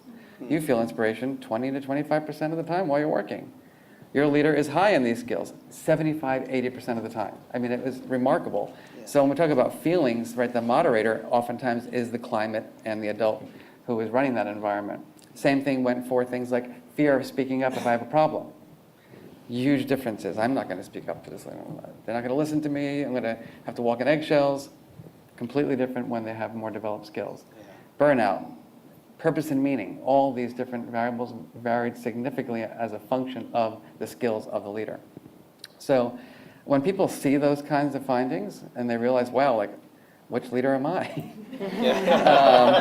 I think it opens up a door, and it's a wake-up call. That's really significant. When I asked Russ Rumberger when we first got into the dropout work, what does the evidence tell us about what's actually working? The first thing he cited was teacher and principal self-efficacy, their own belief, and as you say, the emotional equipment that comes along with that. To hold the high expectations, set the goals and purposes, and inspire children to develop and learn. So I think it's really significant. Just one last thing I want to add to that, which is in this larger study that we just finished with teachers themselves, it's about 8,000 teachers across the United States. What we're finding is that culture and climate of their school, right, is driving their feeling states in school, but it's also driving mental health problems, sleep problems, extra drinking in the evenings, like very ineffective lifestyle and health habits. So to me, like when you bring those data to schools and districts and say, okay, how do you want your teachers to feel? How do you want the climate to be in your school? It's going to affect students directly. It's going to affect the health and well-being of your educators and the larger community. So Jim, how will this report help you and City Year close the gap between research, understanding, and implementation in schools? Well, if I could, I just want to build on some of the comments because I think the way the knowledge in the report, I think really just further cements our belief that we have to be this is very powerful what we're offering, right? And there's been sort of an explosion in understanding human and brain development and how kids learn. And we're wrestling with how to bring that, how to manifest that in a way that benefits helping students meet their potential. And there's a risk that we do that in a way that is ultimately not equitable, right? And so from our perspective, it starts with really recognizing and trying to build awareness that there is there's both an implementation and a relationship gap that is exacerbated in high need schools because they're high performing, high poverty schools. There's effective, we've heard many examples, approaches to using developmental relationships and experiences to help children meet their potential. But that is not always the case in those schools. And I think it starts with what we heard up here around leadership and mindset. We're hearing what's happening in DC, philanthropic influence is important. But I think we also have to step back and really sort of deeply empathize with the role of teachers, for example, and others, and recognize that before we sort of bring that there's a whole new approach, and I think there was a lot of honesty on the previous panel, recognizing that it may require everyone to work harder to make this change, everyone, teachers, students, families. I think we need to also say, what's the role, are these schools organized, designed, and resourced to enable that? And I think that we have to continue to do research and try to influence policy that creates the conditions to say, how should a school be organized and designed that enables teachers, school leaders, partners, right? To both close gaps of individual students, but also to really affect the student culture and the adult culture that will ultimately create the conditions that the power of SEED can be realized by everyone. So Stephanie and Jennifer and this group has put together an extraordinary report on the state of the evidence. Let's flip the proposition for a moment. And I look out and I see people like Pam Cantor turn around, and Roger and Karen with the CDI in so many districts across the United States. And there's so much innovation and experimentation, and we can't even define the terms in terms of there's just an explosion of work in these different areas. So how do we actually translate that into informing what Stephanie and others and the research agenda needs to uncover? What haven't we figured out yet in terms of research that would strengthen the ability to work on the ground? Mark? Well, we're going to spend a whole day on that tomorrow. Stay tuned. That's a big question, you know, coming at it, I think, from multiple, there's so many lenses from which we need, to think in terms of the research, from the individual level to the relationship level to the context or school level. And I think what we're going to try to focus on over the next day is just thinking about the frameworks and the benchmarks kind of work that needs to be done to understand the trajectory of these skills. We need to think about the implementation factors that Stephanie brought up earlier, the mechanisms by which these things work. So we oftentimes have these experiments where we randomly assign, you get this, you get that, or you get nothing, and then you get an outcome. And it's like, okay, so what actually happened? Did they learn the skills, or are they just, we don't know specifically what's the pathway towards the development or the outcome. So by way of example, if you're doing an intervention where you're teaching students how to be more self-regulated or co-regulated, are they developing, is the development of that skill related to the outcome? So I think there's, from program implementation to better trials to what I think is, for our work, most critically important, which is what are the formative assessments that are going to support the implementation of this work? Because what teachers really need is there's a feedback loop in terms of, am I doing something that is making a difference, and are my students meeting goals in this area? I'll just stop there. But I guess I would just say, I loved this, I have to say. I was like nodding my head and amening, and I think you're kind of going through, like, these are the key areas where we just need to focus on a lot more research if we're going to get practically relevant evidence to the people who are reimagining schools and systems to really serve many more kids better. I think that's absolutely right. And I would say there might also be something you as scholars can be thinking about around the infrastructure that's missing, that's not your everyday business. You know what I mean? Like, I think that the truth is that these are not conversations we have enough in the academy. It wasn't organized to solve the problem of our school system, We have lots of breakdowns in just the way the infrastructure that incentivizes research actually asks scholars to pick up important questions of practice. And it's amazing to see a group of scholars do it, but I know they're doing it kind of like on their free time, right? It's not what they're incentivized for in the institution itself. With funding, that could be changed. Yeah, right. And that's why we fund what we fund, and yet, that's why we fund what we fund. Transparency is open. Yeah, but I also think it's like, I think about the fact that in many institutions where we've talked a lot about teacher prep would have to change. Well, where does teacher prep happen? In schools of education. Where does the study of learning happen? In schools of psychology. When do those two things actually come together to say, what's a better way to prepare teachers? Like, we've just got infrastructure problems that I think you as scholars can also give the field some feedback on to say, if we really want a sector that is informed by a stronger theory of learning, these are the, this is what would help us to do the research that is practically relevant to all the people who are working in the field. Other comments, Antoine or Jim, before we open it up? I'll just give a good example of how research, philanthropy, and sort of on-the-ground implementation can create useful tools. And that's that we had the opportunity to partner with the U.S. Department of Education, Mentor, and the Rakes Foundation and PERTS out of Stanford, on the research end, to support the implementation and testing of a growth mindset toolkit that can be used by teachers, but also practitioners and other organizations. And over a 2-year period, it was really profound, and it helped our core members understand their own growth mindset so that they were in a position with the relationships they have with the students they were working with to help them build their growth mindset. And obviously that can be applied to teachers, and it's just a good example of that's now scaled across 28 cities. 2 years, fairly low cost, a good tool, but it was the right combination of research, philanthropy, the government, and implementation partners. Terrific. Questions from the audience? Itai. Hi, everyone.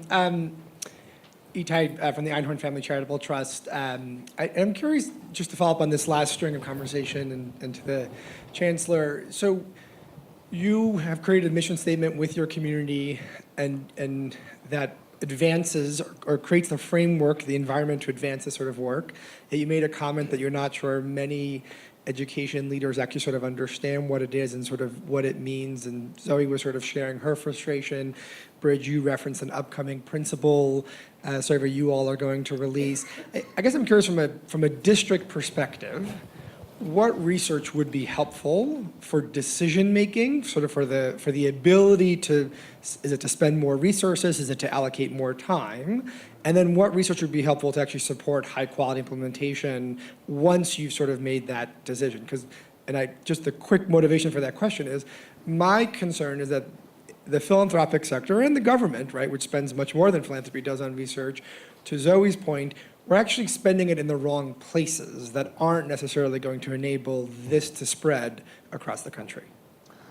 Yeah, thank you for the question. I think the research based on the why, this is important and how we learn. I think this is the right first step, right? I mean, people need to understand that. I mean, we have educators, teachers, principals, those who support them who didn't get any real grounding in human development, and therefore the strategies that they are using are perfectly logical considering the support that they've received.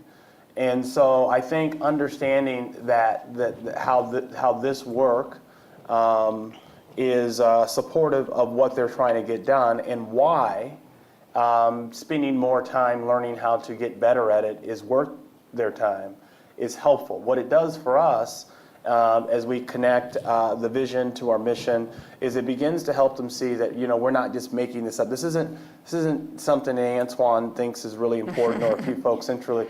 It is to say that no, we're really interested in helping you succeed, and these are some things that have been proven to make a difference in terms of helping students learn. And I will say that as we've been sharing some of this work, I do faculty meetings. I just had one last night at schools, and I begin to share this. I mean, there's a lot of hallelujahs out there. So the teachers are like, this is important, and we knew something was missing, or we had some who were doing the work and saying, I've been waiting for people to pay attention and listen. We've been trying to get attention on this more. So I think that's part of it. But in terms of the second part of the question, it's something I say to principals quite a bit when I'm working with them. I drop in to their school, and that is that, people are going to believe what they can see, hear, and feel. Okay, so we have to make sure that we can make the work that is happening in various classrooms and in schools and the specific moves that people are making to have success with students, regardless of where the students are, how the students are situated in life. I think as many different examples as possible, urban, rural, middle class, affluent, highly traumatic situations, whatever the case may be. and give people examples where they can see what success looks like when this is implemented well, where they can understand what types of language are we hearing, what are students saying, what are teachers saying, what types of language is communicated, and by language I mean both the oral and written that we see in schools from school leaders, from the district level, when this is working well. And then when we talk about SEL being integrated well, so I mentioned Ketchum Elementary School here in DC, or Patterson Elementary School, or H.D. Cook Elementary School, which two of them are using the second step, and one responsive classroom, where they are integrating the related service providers and supporting classroom instruction with teachers. What they're working on is feel. And what I'm finding is our teachers and our principals in other schools who are not in that context, who can't see it, they don't know what it looks like, sounds like, and feels like when this is working well. And I think as much as we can spend time in research, making that more transparent and finding examples where it is working. And then finally, and this was mentioned earlier, so I don't want to make it sound like I've come up with something revolutionary, but people then learn by doing. I mean, we can talk about doing the work all day long. People actually have to practice doing the work, be in communities of practice where they can give feedback, share ideas about what's working, make some mistakes, fall forward, so on and so forth, and then iterate and get back to it. And so I think that's the piece that we think is important. I'm interested in that. And then partnership is really important as well. So who are partners that that get this work? What are they really great at? And then how do we then begin to match partners up at the district level, city level, and then in classrooms, so that people aren't trying to do this by themselves? Mark? I just want to add on to that. I think this issue of structure is super important, because in these larger districts, especially urban districts, where teachers come on the day before school starts, and in New York City there's November 4th and there's June 20th, and they see each other maybe once a month for a couple hours, if that. And if what we're doing is saying that we're trying to preserve what it means to be human, right, to be in relationship, then we need to give people opportunity to be in relationship and do exactly what you're saying is, try a technique in the classroom, and does it work, does it not work? Get feedback on that. You may be able to learn how to meditate with an app, but I don't think you can learn necessarily how to build positive relationships through technology, right? You have to be in the world doing it. Yeah. And unfortunately, the number one setback that we have with our work, because it requires so much training for the adults, because a primary piece of our work is the professional development for the adults to learn and practice the skills, is that there's zero time and opportunities for that. So I think that's where the opportunity is for building those schools where, last thing I want to say is that, our work is in a couple hundred private schools around the nation, around the world, and 1,000 or 1,500 public schools. And I say, why do the private schools have an easier time? And it's for very obvious reasons, right? They have a lot more time and flexibility to do the work than the public schools do. Very good. Yes, behind Oscar. I'm hidden behind the pillar. column. Oscar Barberin, African American Studies and Psychology at the University of Maryland. I have a question that really has to do with the systems and impediments that school superintendents and the philanthropic segment have. So as a researcher, I have the naive view that superintendents are little emperors, so they could just mandate things. I know in reality that's not the case, but it would be useful. Wilson. Oh, how we wish. It would be useful to know what are the kinds of impediments, obstacles, processes you have to. Let's say you've made a decision that socio-emotional, academic are things a priority. What are the things you have to go through, and how can we be of service in helping? And the same thing for philanthropic organizations. What are the kinds of things if you've decided as an individual that this is a priority. What are the kinds of constraints and systems that you have to try to implement your vision? Yeah, I smile when I think about the emperor piece. I think that it's one of the things that, I'm in meetings and people will say, well, you guys just do this, this, this, this, and this. And I'm smiling because it's almost as if it's being discussed as if we turn on the light switch and everyone says, oh, you said it, we'll do it. But it also is an appreciation and recognition that, what it takes to get people to do the work that needs to be done. So one is ownership. So our work is about, the way I've tried to approach it is how do we create a shared sense of ownership in the work so that we can move forward together. So I think, from that standpoint, I think it's a good thing that we all have to go through the types of things that it takes to move people, which is actually spending time with people and hearing their ideas and exposing them to the same information that we have. And my experience is that people tend to arrive at similar answers when given that opportunity. But in terms of helping remove barriers, I think a lot of it is trying to peel back the onion and help people understand what it takes. So when we talk about learning, is a construct of social, emotional, and academic development, and all of those things working together in its truest sense. Policymakers need to understand that. And, I think philanthropists need to understand that and think about that and understand that. I think we need to create and think about what does it take to create environments where risk within education is something that we understand is there, and we have to position people to be willing to take some, which means that we have to rethink some of our approaches. And, I think that we have to think about funding. There are a lot of philanthropy out there that's supporting, and I look at it as a lot of it's disconnected. Funding a lot of different things in schools as opposed to going deep and really trying to encourage a really thought out, integrated approach that actually has an impact on what happens in the classroom. And so how do we simplify some of the thou shalls that are coming to schools? Thou shall do these things, and they're really approaches that we're saying that have been identified as kind of like magical elixirs that if we just do this. And so there are a lot of those approaches, trying to move those out of the way and get down to what does it take to really help young people learn, and for people who are interested in young people learning, helping them be successful. I think if we can get people to focus on understanding that, then we move away from trying to require all schools to be one thing for all kids, which is kind of the way policy rolls out. Zoe, I have to answer for the field of education philanthropy and all of our ills. That's okay.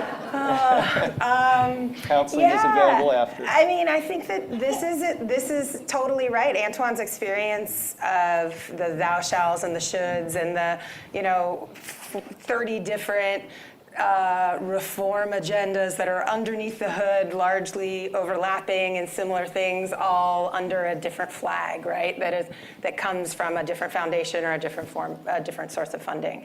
I think that we need to stop funding that way, and I love that I get to work with lots of funders who think that too, and I think that's part of what this commission is about, right? Which is what would it look like if we were to say, what we all want is to build the equitable education system that all of our kids in our country needs and deserves.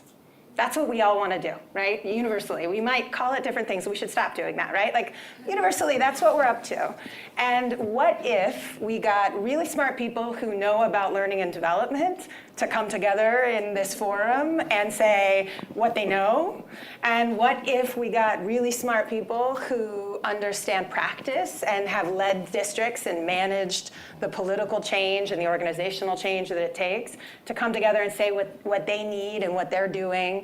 And what if we got policymakers to listen to all of that more than they gave new ideas, probably, and funders to listen to that and stop thinking up the shalls and shoulds and start listening. So I hope that's a little bit of what we're doing here and in other parts of the field. You know, the only thing I want to be firm on in my work at Rakes and our team's work, and the thing that I try to align with our board and our trustees on, is that our aim is an equitable and responsive education system.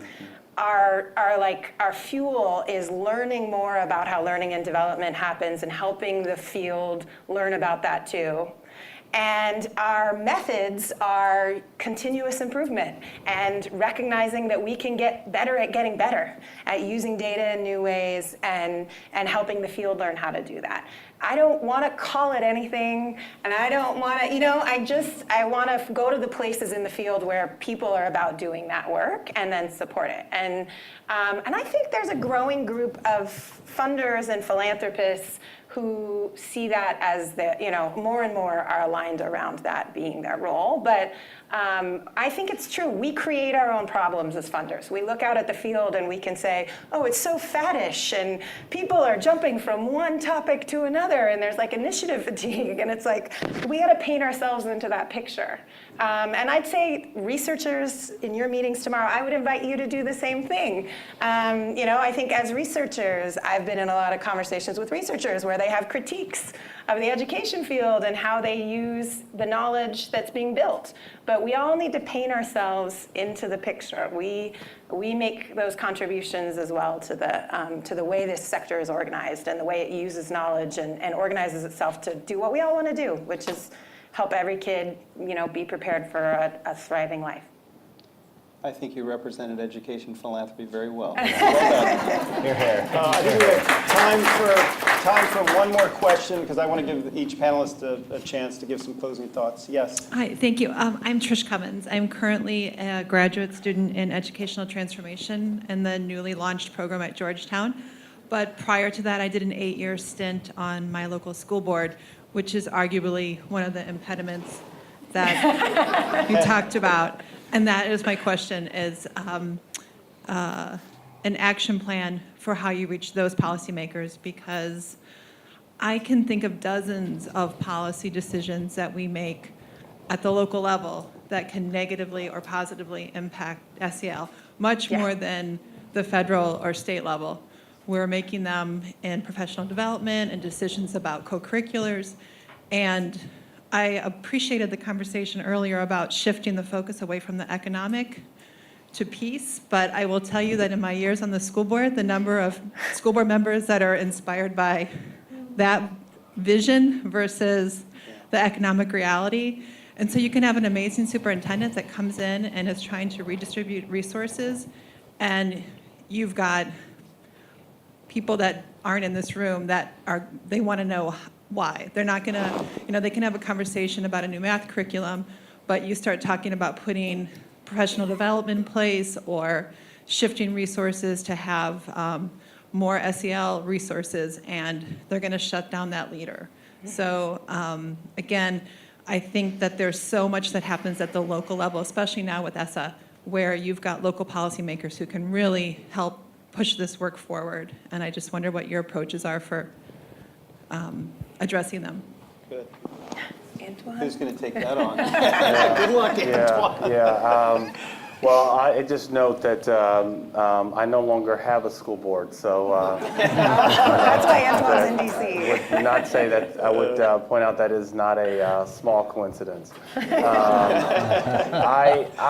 will say, look, I think that all reform is local. I was talking to someone a couple weeks ago, and reform is local in terms of the biggest impact that it's going to make. And so, I think you have to get into where and have this conversation in ways that resonates with people in a local level. For me, it's not about the acronym or the language. It really is about the science and the practice and the supports that need to be put in place. And so if we can begin to help people understand those conversations and begin to think about what that could look like, depending upon what their role is, then they can grab a hold to it.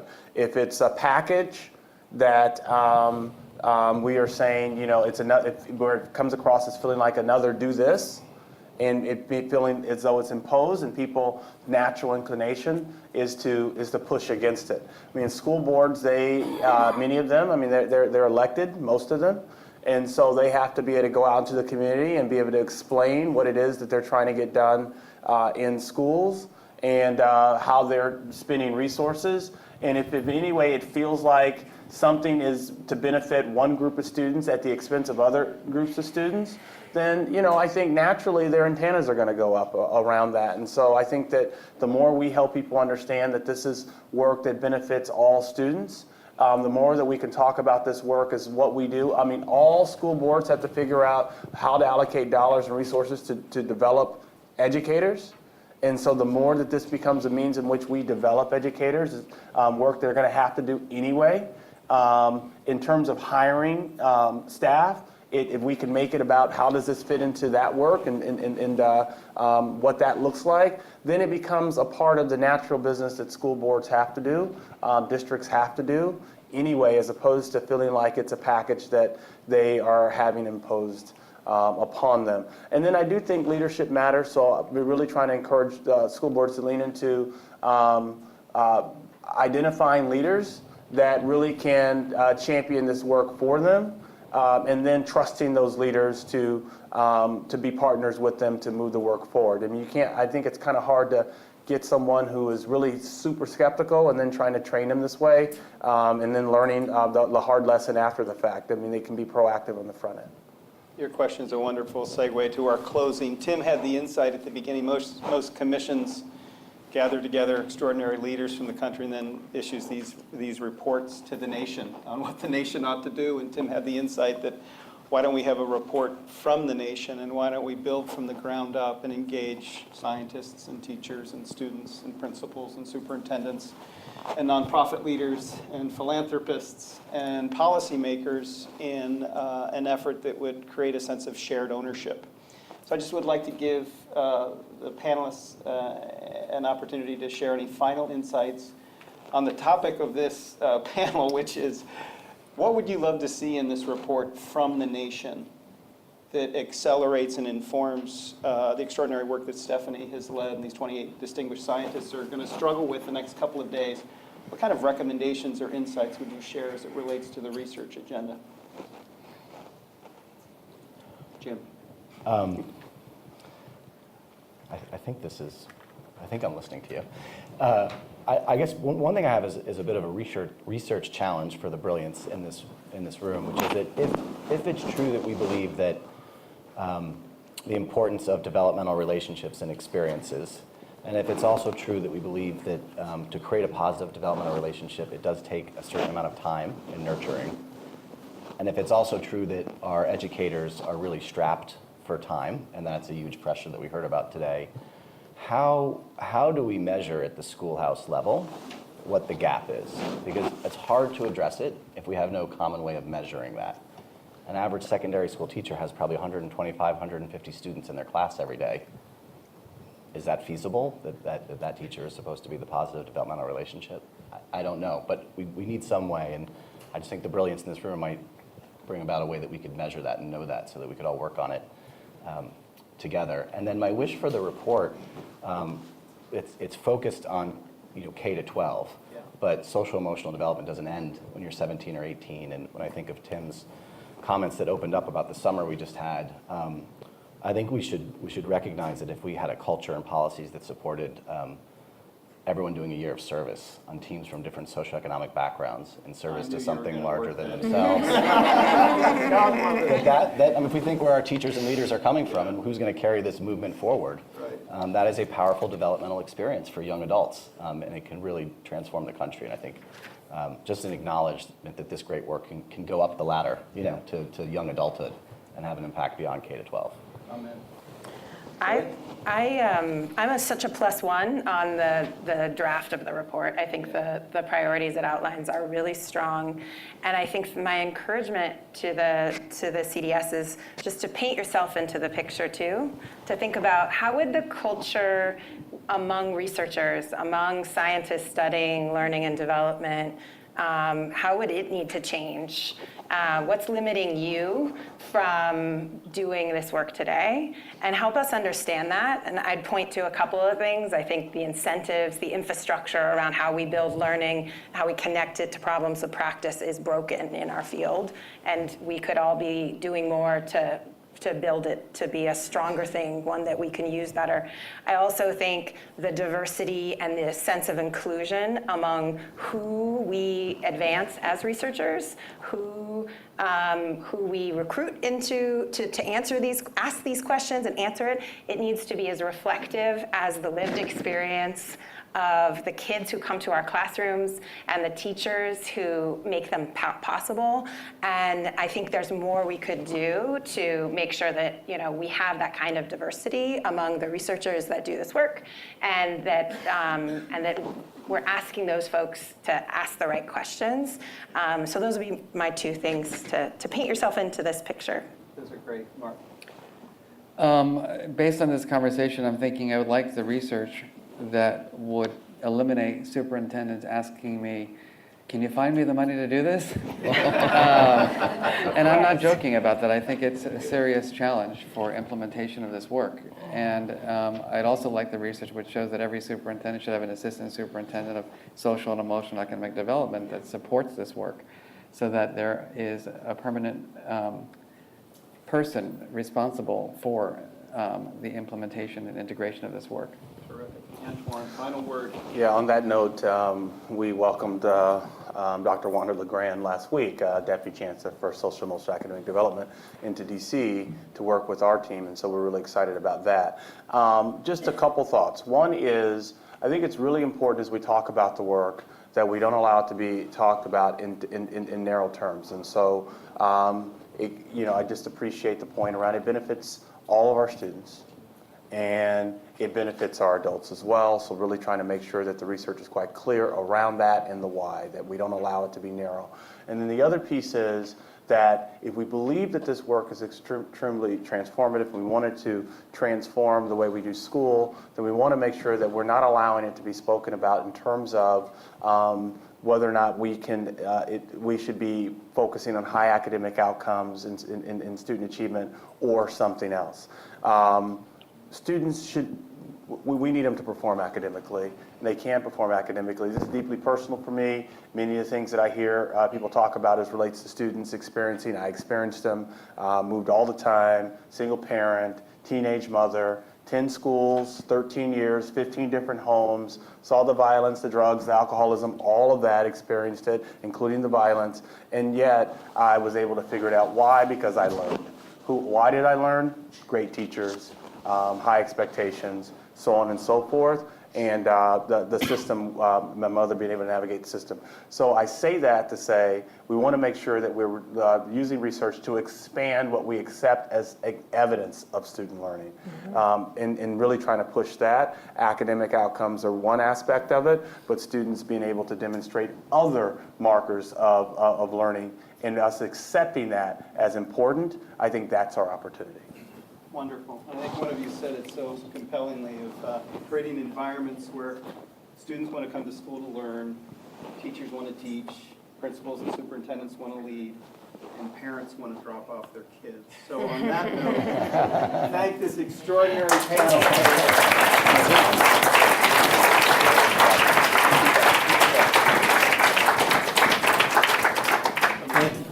Thank you.